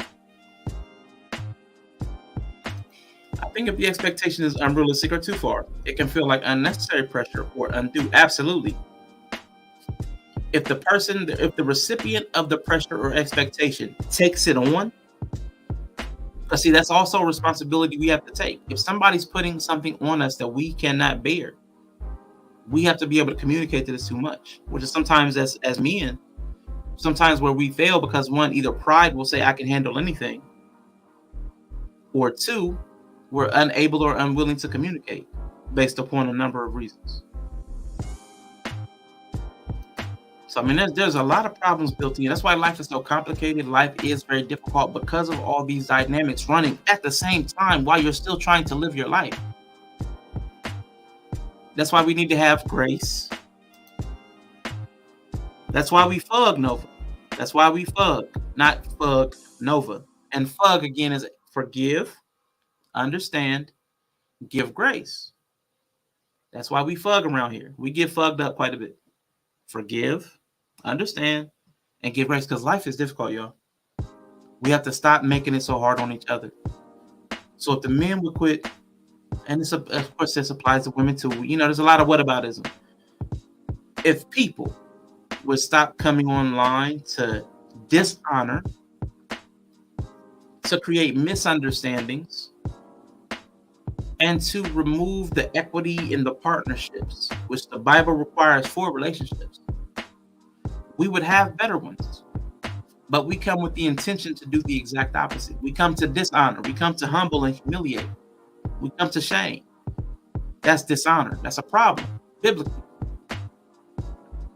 We come to create misunderstandings by using statistics out of context, by assigning negative intent. Those create misunderstandings. That's against the Bible. And we treat people as like they're less than equal. They don't have an equal say. They don't they have to fall in line behind you because they're lesser. That's not equal. And again, that's what the Bible said. Again, we pulled up the Bible. It said those things were requirements for submission. So anybody asking for submission, online coming and doing any of those negative traits, those negative behaviors, has stepped out of what the Bible said, and it said God wouldn't be able to hear their prayers. That's crazy. Just being living life is hard. Appreciate you, Bell Butterfly. Don't think I've seen you on the channel before, but thank you for being here. Thank you, and EV too. Thank you. I don't think I've seen you before. That picture looks familiar, so if I've seen you, it's been a long time. So thank you for returning. Thank you. When do you think is right or proper for expectations to be laid out and negotiated in a relationship? Ooh. Now, if you actually have established a relationship, because I'm going to say expectations should actually start before you're in a committed relationship. Even in the dating or courting phase. Like, if you say you're going to show up at a place on a certain time, I expect you to be there. I expect if you're going to be no later than I expect if you're going to be later than 5 to 10 minutes, that you contact me, you call or text. Like, those expectations should be laid out from the beginning. One, so that the person you're dealing with knows that you're somebody who has boundaries and standards and that you can communicate them. And you should also observe those same things coming back. That's something that we also lack in relationships, the ability to communicate, lay down boundaries, communicate them, set standards, all that stuff. We don't do that early, and then we want to do it on the back end. You know, no, it's okay. We know, no, it's okay. We know it's okay a lot of things until it's a problem. And by then it's too late because a person has an established pattern and you're going to expect them to switch up. No. Our community is all about humbling each other and putting, And according to the Bible, when I pulled it up earlier, Bill Butterfly, the Bible said they were equal shares, at equal stake in God's kingdom. So you don't put anybody in anybody's place. Your place is your place. You don't put anybody else in a different place. Everybody has an equal stake. Bible said both parties must be understood. But are there things that the Bible says about when a man or woman can override their partner's will? Now listen, I would have to do more study. There are things, because again, we're talking about an ancient Near East religion and tradition from over 2,000 years ago that, again, when I pulled it up, even talked about traditional women. So even 2,000 years ago, they had a traditional versus modern woman debate. 2,000 years ago. So yes, I know there are things that women could not and should not do according to the Bible. I know that the Bible says things like that. Shouldn't teach, and there are lots of things that the Bible said they could not do. But as far as within a relationship, I don't think there was much articulation of specifics. But I would have to research that. Yeah, let's appreciate you. I appreciate you. Yeah, facts. Better know early. Great to see you again. I thought you left YouTube for good. Yeah, I was trying to leave YouTube, but I feel like I'm supposed to do something. I'm fighting it though, Evie. I'm fighting it. But I'm gonna tell you, while people are here, I feel like, and I got a glimpse of it last night. I feel like I want a space where men can come and talk about how they experience life, experience relationships. Almost like a public self-help group type of thing. I kind of want to do that on the YouTube. And then my Twitch will be more for me. Because Twitch, we'll be over there just clowning. Twitch, we'll be over there having fun. Over there having a blast on Twitch. Goofy stuff, videos, clips, sound effects. I love Twitch. The emotes. Oh, but I want that to be from like my little personal place. But YouTube, I want to actually be more like a public service.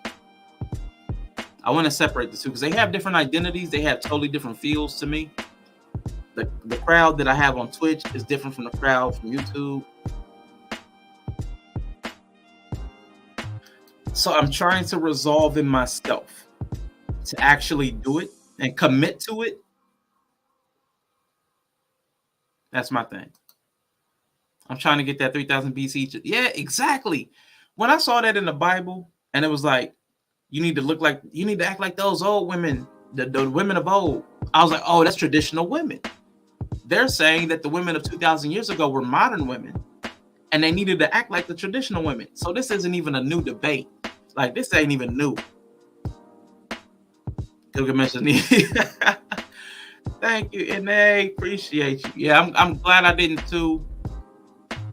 I feel like I'm connecting with some solid people. And I feel like I need to serve two markets, which is the weird thing, because it's so hard for me when I found this out.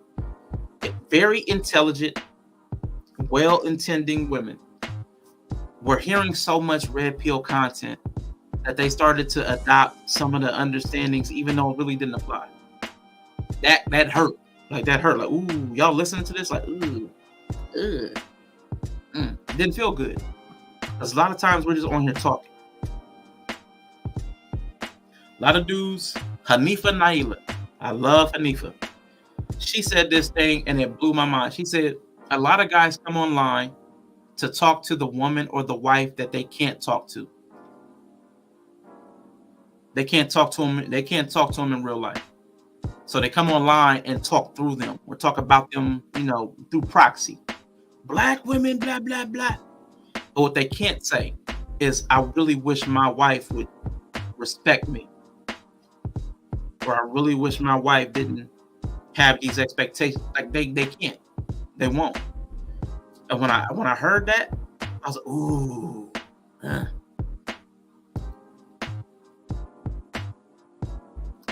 Yeah, man. Ew. Man, work, yeah. And I'm okay with that. We need a place. We need a place. Men need a space. Men need a space.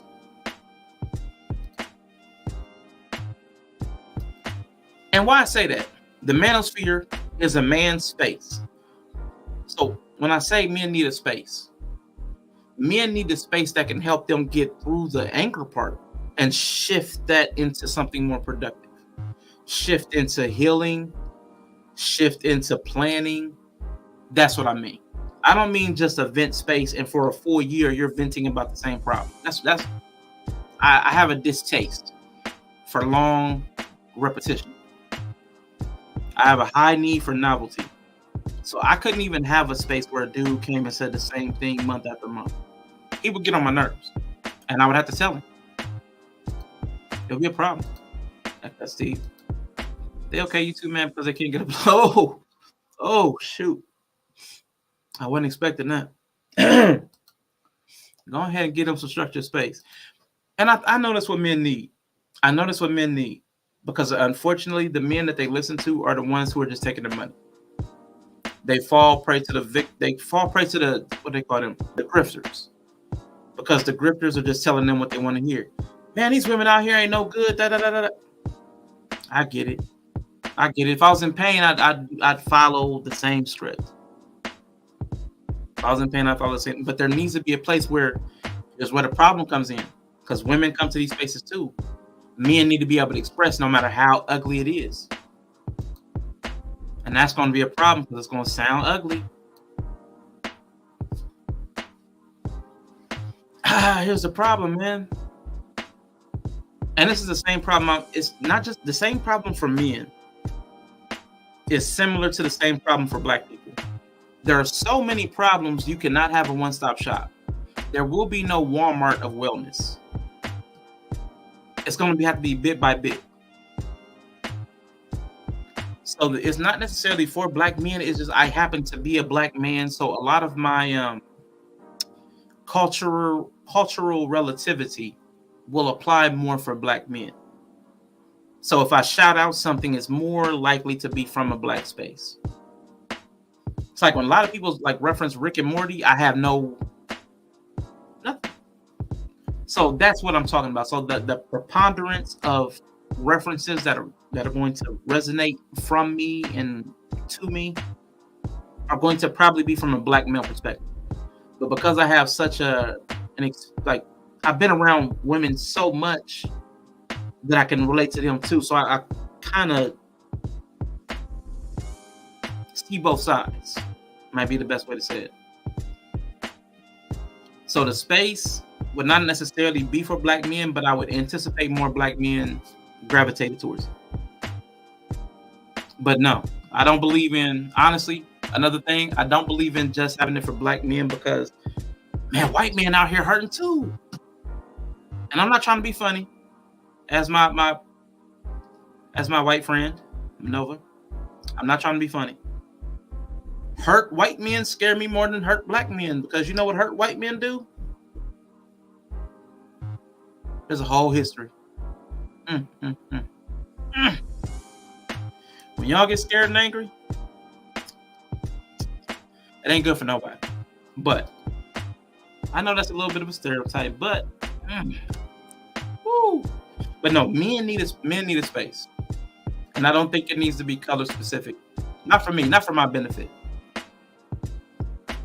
But I also understand that some color specificity may have some therapeutic benefits, because some of the callbacks and references would, it would cling to you.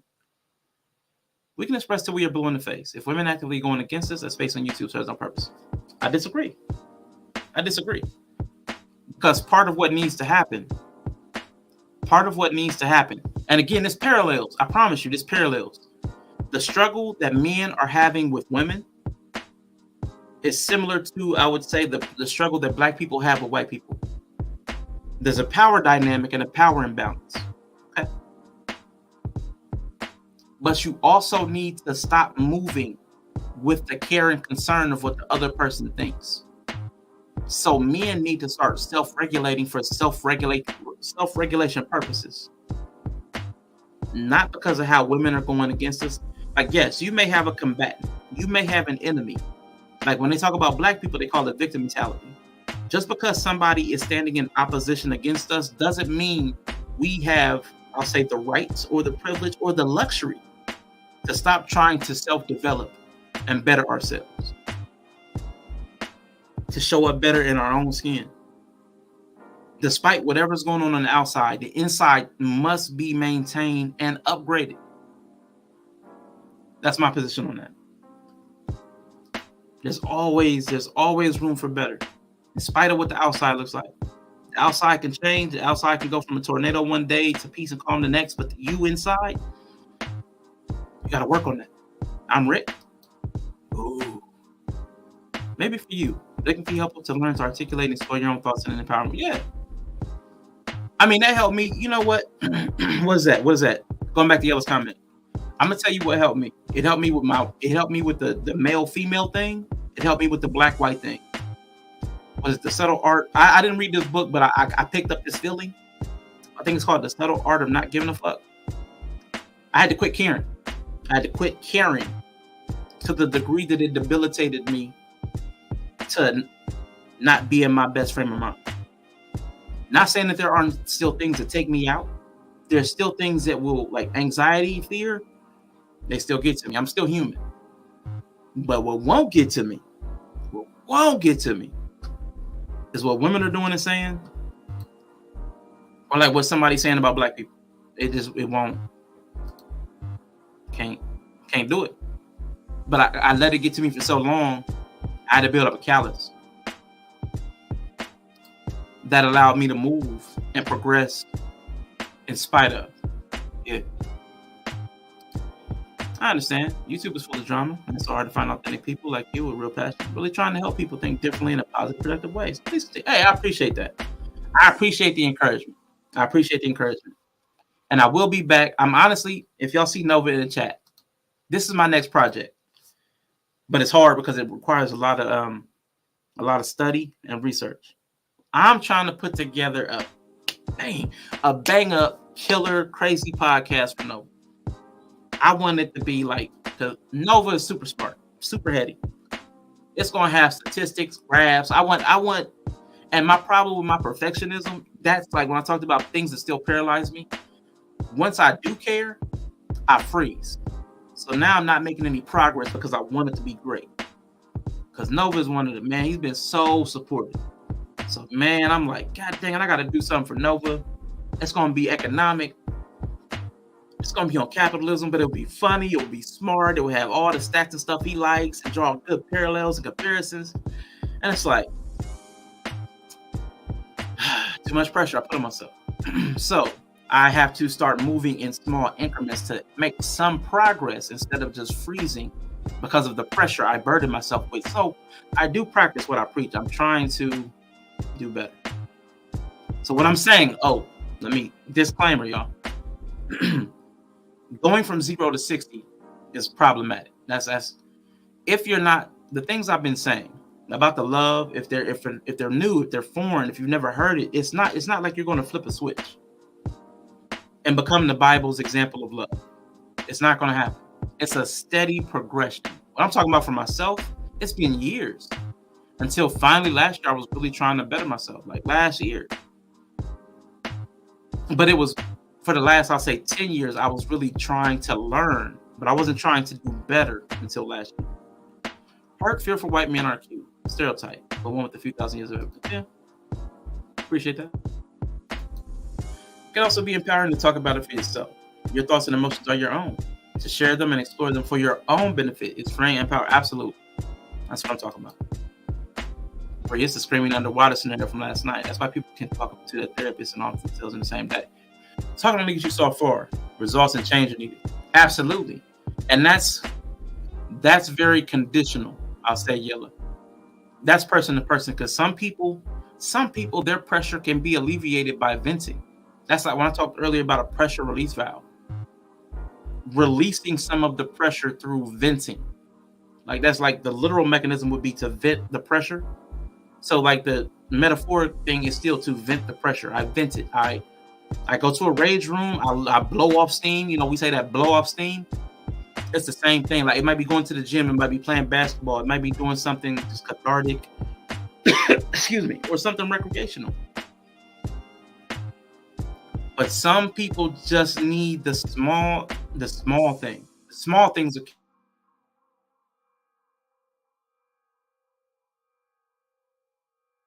Some people are suffering a death by 1,000 paper cuts. Some people aren't dying by the dagger to the back. Some people are having a slow bleed out through a bunch of small nicks and cuts. And for them, venting is okay. But there are some people who need greater interventions. And we got to admit that too. That's when we talked about what men need in society. There needs to be something for the men who that's not sufficient for. Just talking to a therapist, because again, I pointed that out last night. The entire therapy model is built for people who are comfortable with articulation.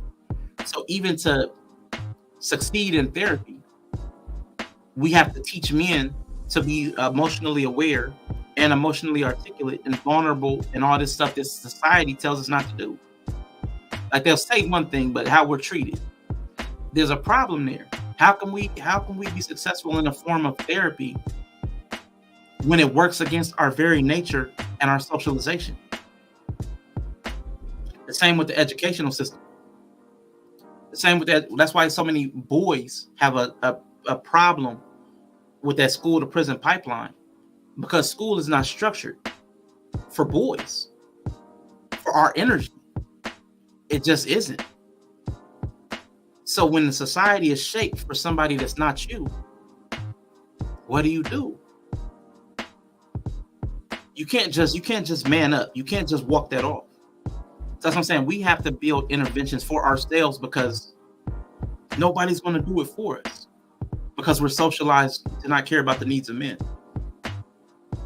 and women. That's the patriarchy. Men have to be tough. You have to work to ascend. We have to be competitive, individualistic. Everything tells us and reinforces that. Even in team sports, dudes had to walk off major injuries for the good of the team. You got to take one for the team. No, my leg broke. I'm going to walk that off. Coach? Yes, but you are the gateway to it, not another person. When you say men should be able to speak their minds, even chaotically, for growth, and that women should participate, how would you like an... Oh, no. I'm not saying women should participate. What I'm saying is this is a public space. And if we're going to do it in a public space, we have to understand that women are going to see and hear it. And women tend to have visceral reactions to some of the ways men converse. Because not all of it's pretty. But there also has to be a strong guy there, because not every chaotic way a guy is communicating is productive. Like Alfred said, some men really do just want to watch the world burn. Some people do not want to grow. And we gotta be honest about that too. Like, we have to be honest about a lot of things. Hey, Mark Manson fan, huh? Oh, what'd I say? Uh-oh. What'd I say? Where's my come on, bruh? Where's my rage? I know the emotes. I miss Twitch too. Sounds like a filthy plan. I know. I feel like I had to scroll down. I'm going to be absent that day, Professor. I have a doctor's appointment. And did you learn?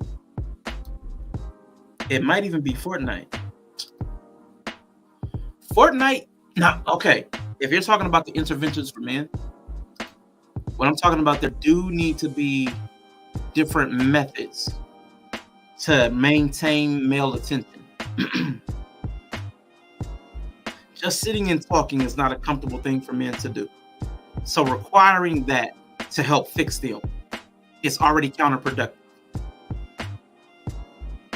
It's like you ask a woman to sit and talk.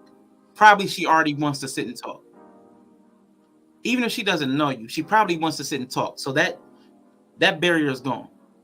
She may not want to be honest and open and vulnerable with you. Got you. Thank you. I didn't read the book. I just like the title. But I know I had to stop caring. I know I had to stop caring so much because it was becoming counterproductive. But back to the Fortnite thing. There have to be ways to maintain male attention. I hate to admit this. Killer Mike.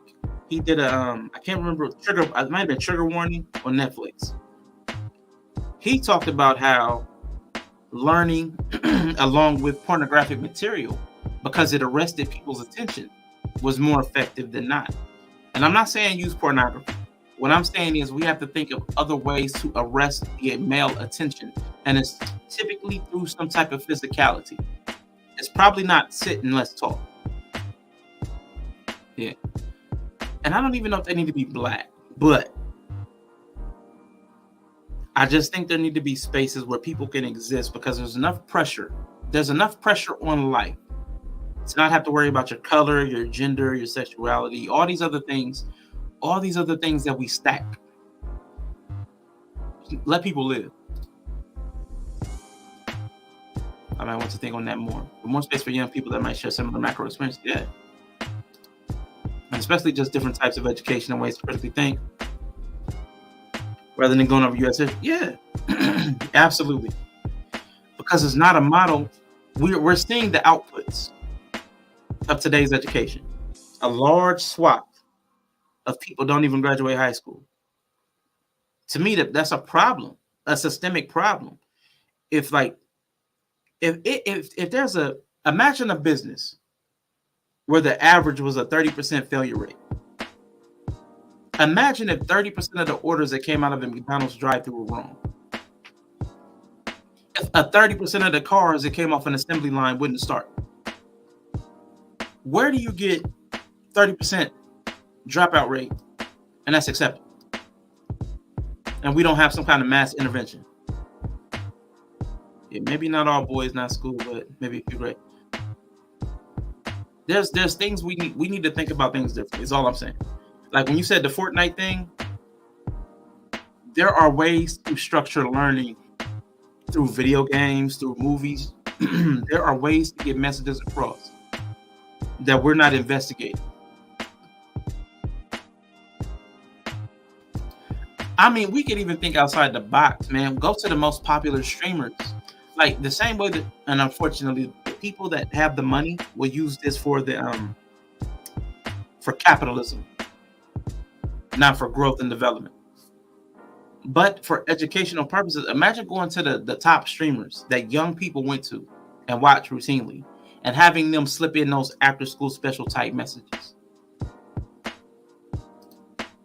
I went to an all-male high school in both China and U.S., and I do think it made me more successful and so impressive. Hey, that's what's up. Hey, Hanifa, what's up? I was just citing you not too long ago. That space was critical to my mindset. Yeah. The spaces that you inhabit in your formative years, they set your trajectory for the rest of your life. For the rest of your life. Some of the things I was talking about earlier, I can't remember what we were talking about, but I know I didn't use the word. But one of the things I was mentioning without saying it was an attachment style. The response to an attachment style. And that happens in your formative years. You develop your attachment style in your formative years. What up, knowledge and relationships? What's up? What's up? What's good? What's good, bro? But yeah, Hanif, I did cite you earlier for that line. A lot of the guys that are online griping about women are they come to the space because they're venting the things that they cannot or will not say to their woman or their mother. I love that. I'll never forget that one. But it's true. It is so true. What? No, but you don't know what an attachment style is? Now I gotta talk about it. Oh, you're joking. I hate you.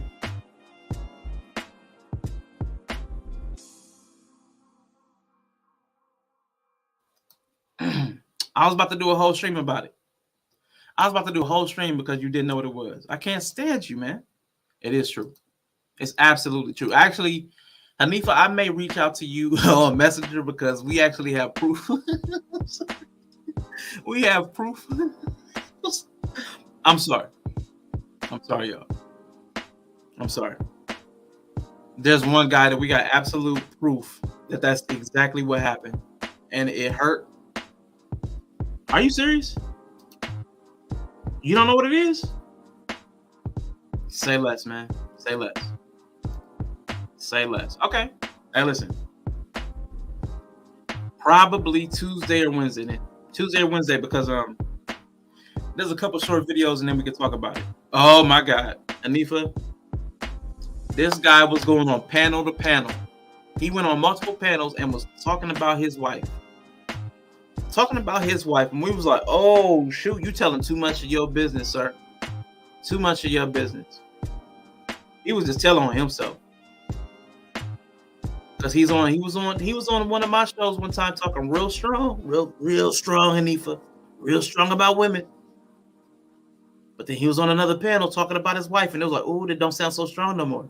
It don't sound so strong no more. It sounds real. It sounds submissive. Sir, you sound submissive. But, you know, I was like, he outed himself as a submissive. Come online, take shots at them women.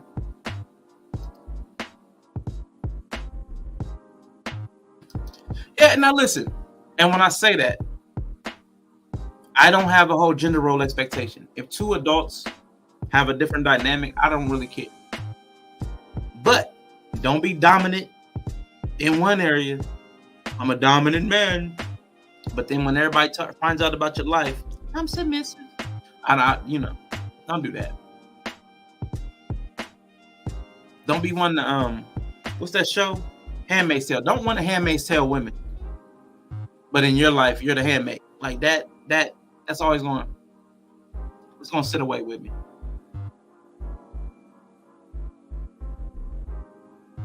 But yeah, listen. That was it for me, y'all. I appreciate the little after thing. But my next stream, I know it's going to be on attachment style, but it's probably going to be on Twitch.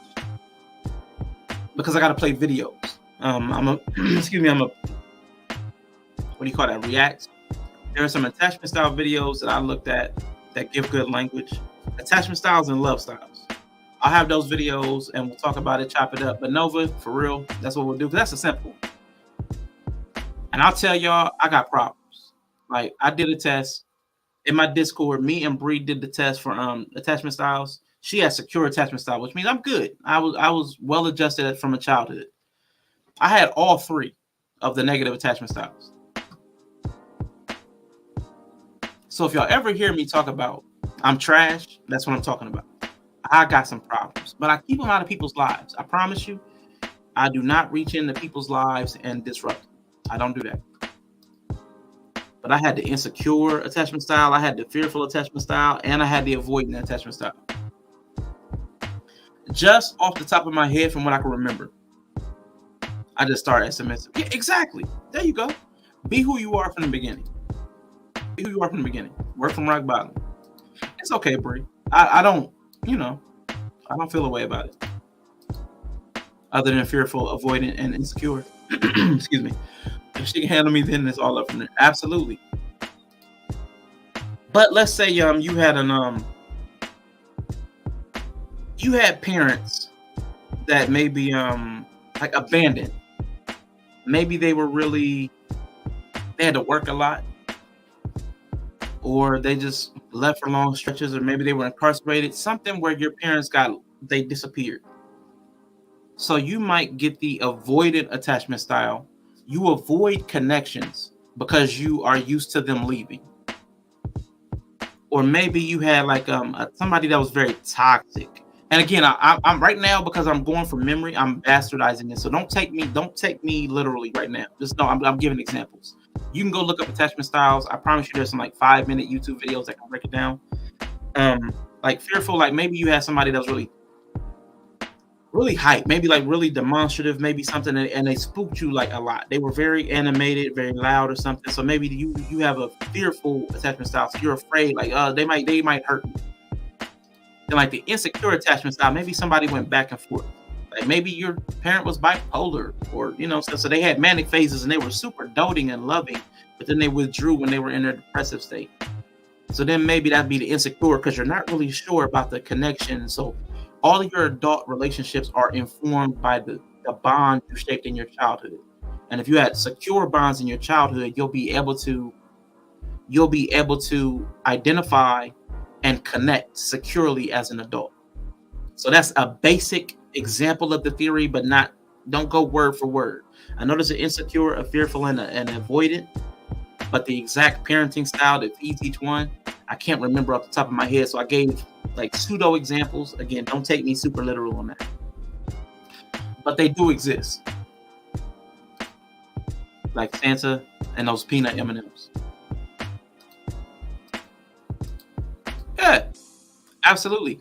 Kanye is going to create some kind of attachment style issues for his daughters or sons, whoever.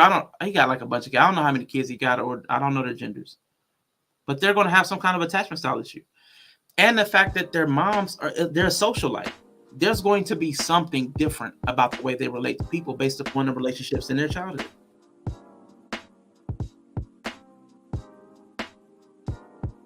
I mean, can you imagine growing up as a child where every moment is kind of like sold to a television show? So then what happens when you're trying to date somebody and they pull out a camera? Are you going to think it's because of, what I'm saying? You're going to have a different connection to everything based on how you grew up. Yeah, my mom had the G code. Yes, it's not the norm. Absolutely, it's not. I've heard people reference these attachment styles before, but never knew. Yeah, we'll go over that. I'll probably say Tuesday. Let me check my calendar. I'm old. I've learned I gotta keep a calendar, man. My last stream on Twitch, I think it was, I was supposed to be taking my neighbor to the store, the one with the special needs, but I didn't put it in my calendar, and I forgot. That was awful. Yeah, so let's do it Tuesday. Tuesday on Twitch, man. I got you. We'll go over the attachment styles and probably the love styles. Mark, yes, man. Appreciate you for coming through. Appreciate you. Even your pets have attachment style based on the owner. Absolutely, man. Because I had my homeboy had a nervous dog, but he always kind of picked with it. It's the same thing.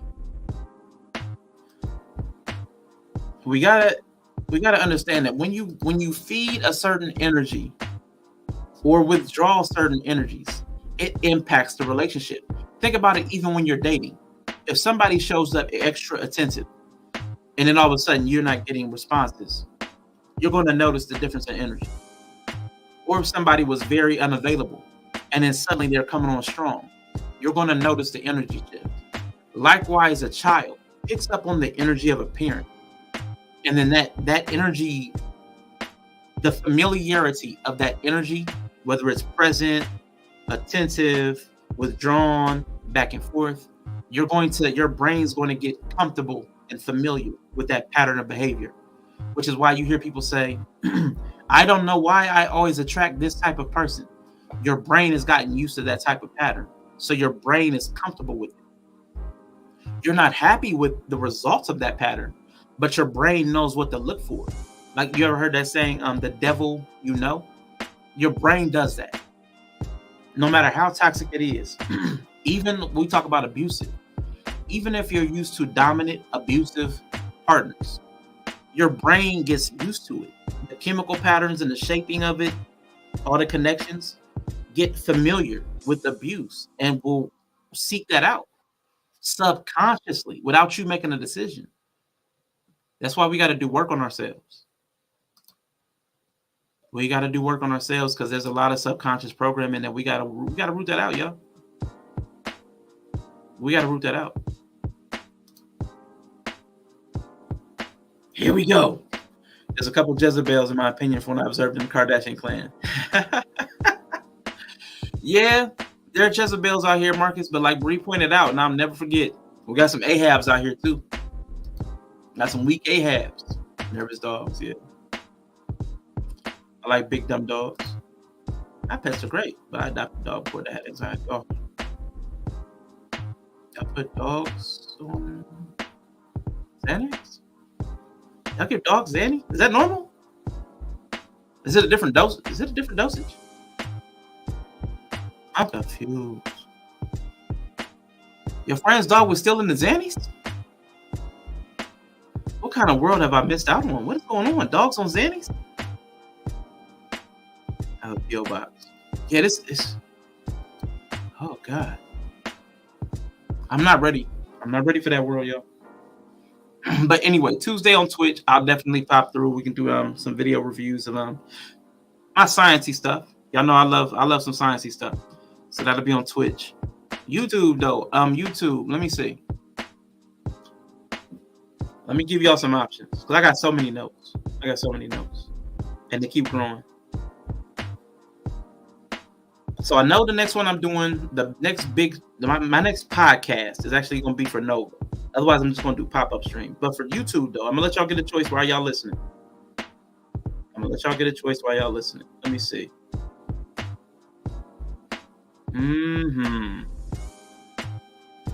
That's a little. Nah, that's for men. Give me a second.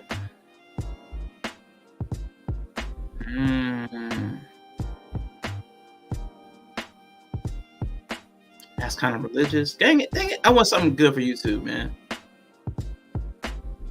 Oh, okay. For YouTube, what about this? Cost-effective blackness. I don't have a proper title for it. But what I want to do when Bree is back, actually, I wanted to do this with Bree. So when you're back, Bree, let me know when you're ready.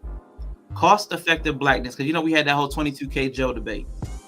What I want to do is run the numbers, like run the numbers of solving Maslow's hierarchy of needs.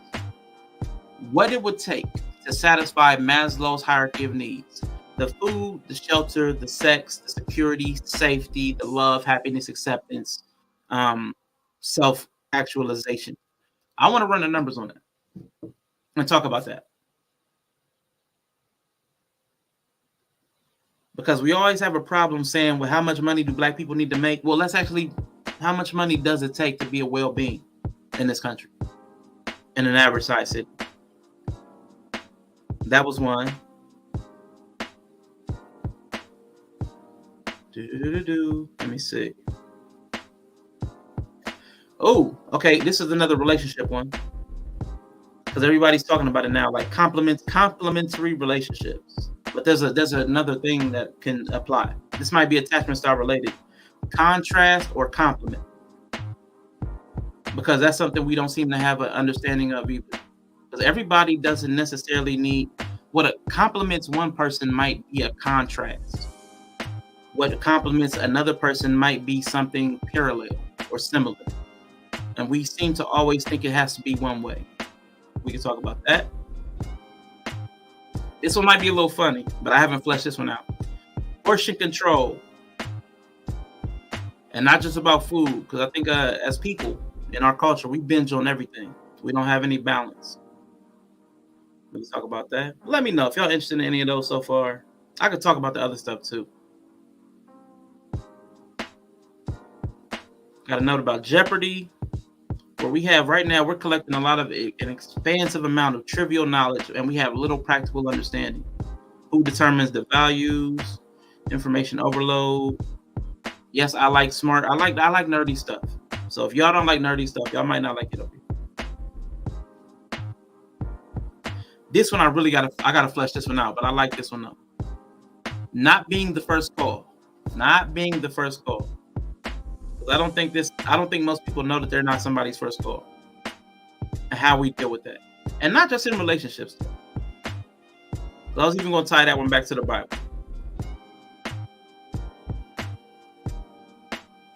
Because there's a lot of things that people have to get done, or that has to happen in life.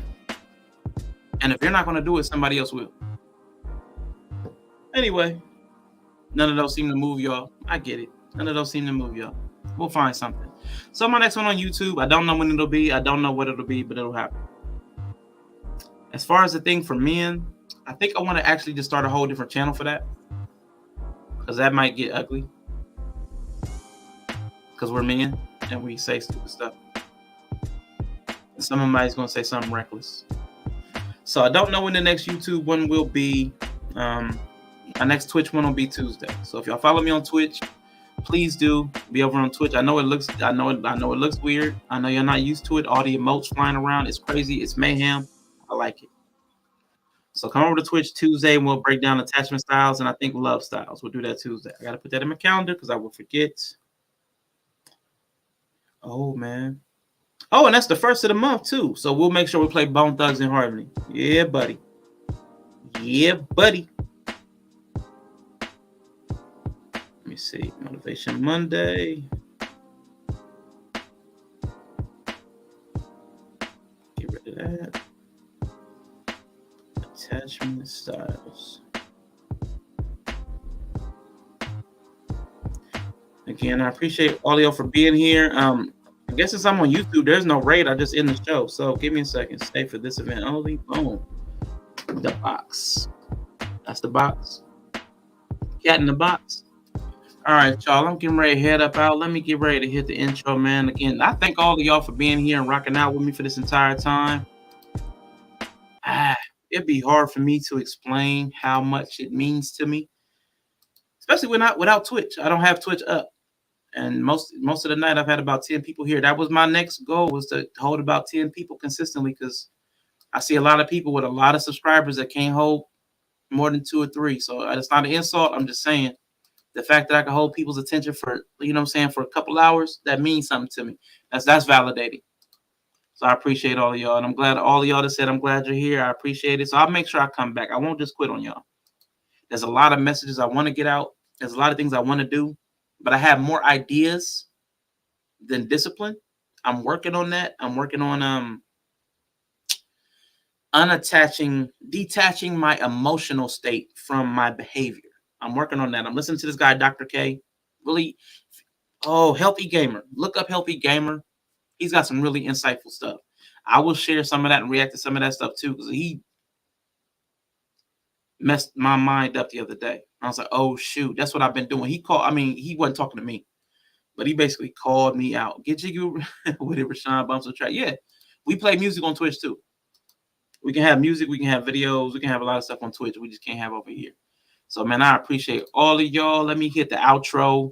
Which one do I want to do? We'll do this one. Dr. K. Healthy Gamer. Great content. If you cannot afford therapy, but you got problems, look at Dr. K at Healthy Gamer, because he's talking about like clinicals type stuff that you might be able to get some insights. It's not one-to-one therapy, but it's helping me get insights into some of my maladaptive behavior. But I don't think I'm going to do the BLM one. I'm going to hit this outro. So I hope all of y'all have a good one. I'll see y'all Tuesday on Twitch, YouTube. I'll see you soon. Peace. God bless the food, goddammit. God bless the food. Now, I'm going to tell y'all something. I'm going to end this goddamn thing. Look, where's that goddamn money bowl at? Who got that money bowl? We taking that money right now before you leave this bitch. We ain't leaving out here for free, motherfucker. Where that money bowl at? Don't have any fire this bitch off now. Where that money bowl at?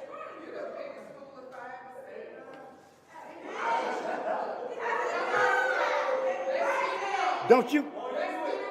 Look, don't make me shoot it. All right. Officer Tuckerson was already a dead motherfucker. I don't mind shooting another motherfucker.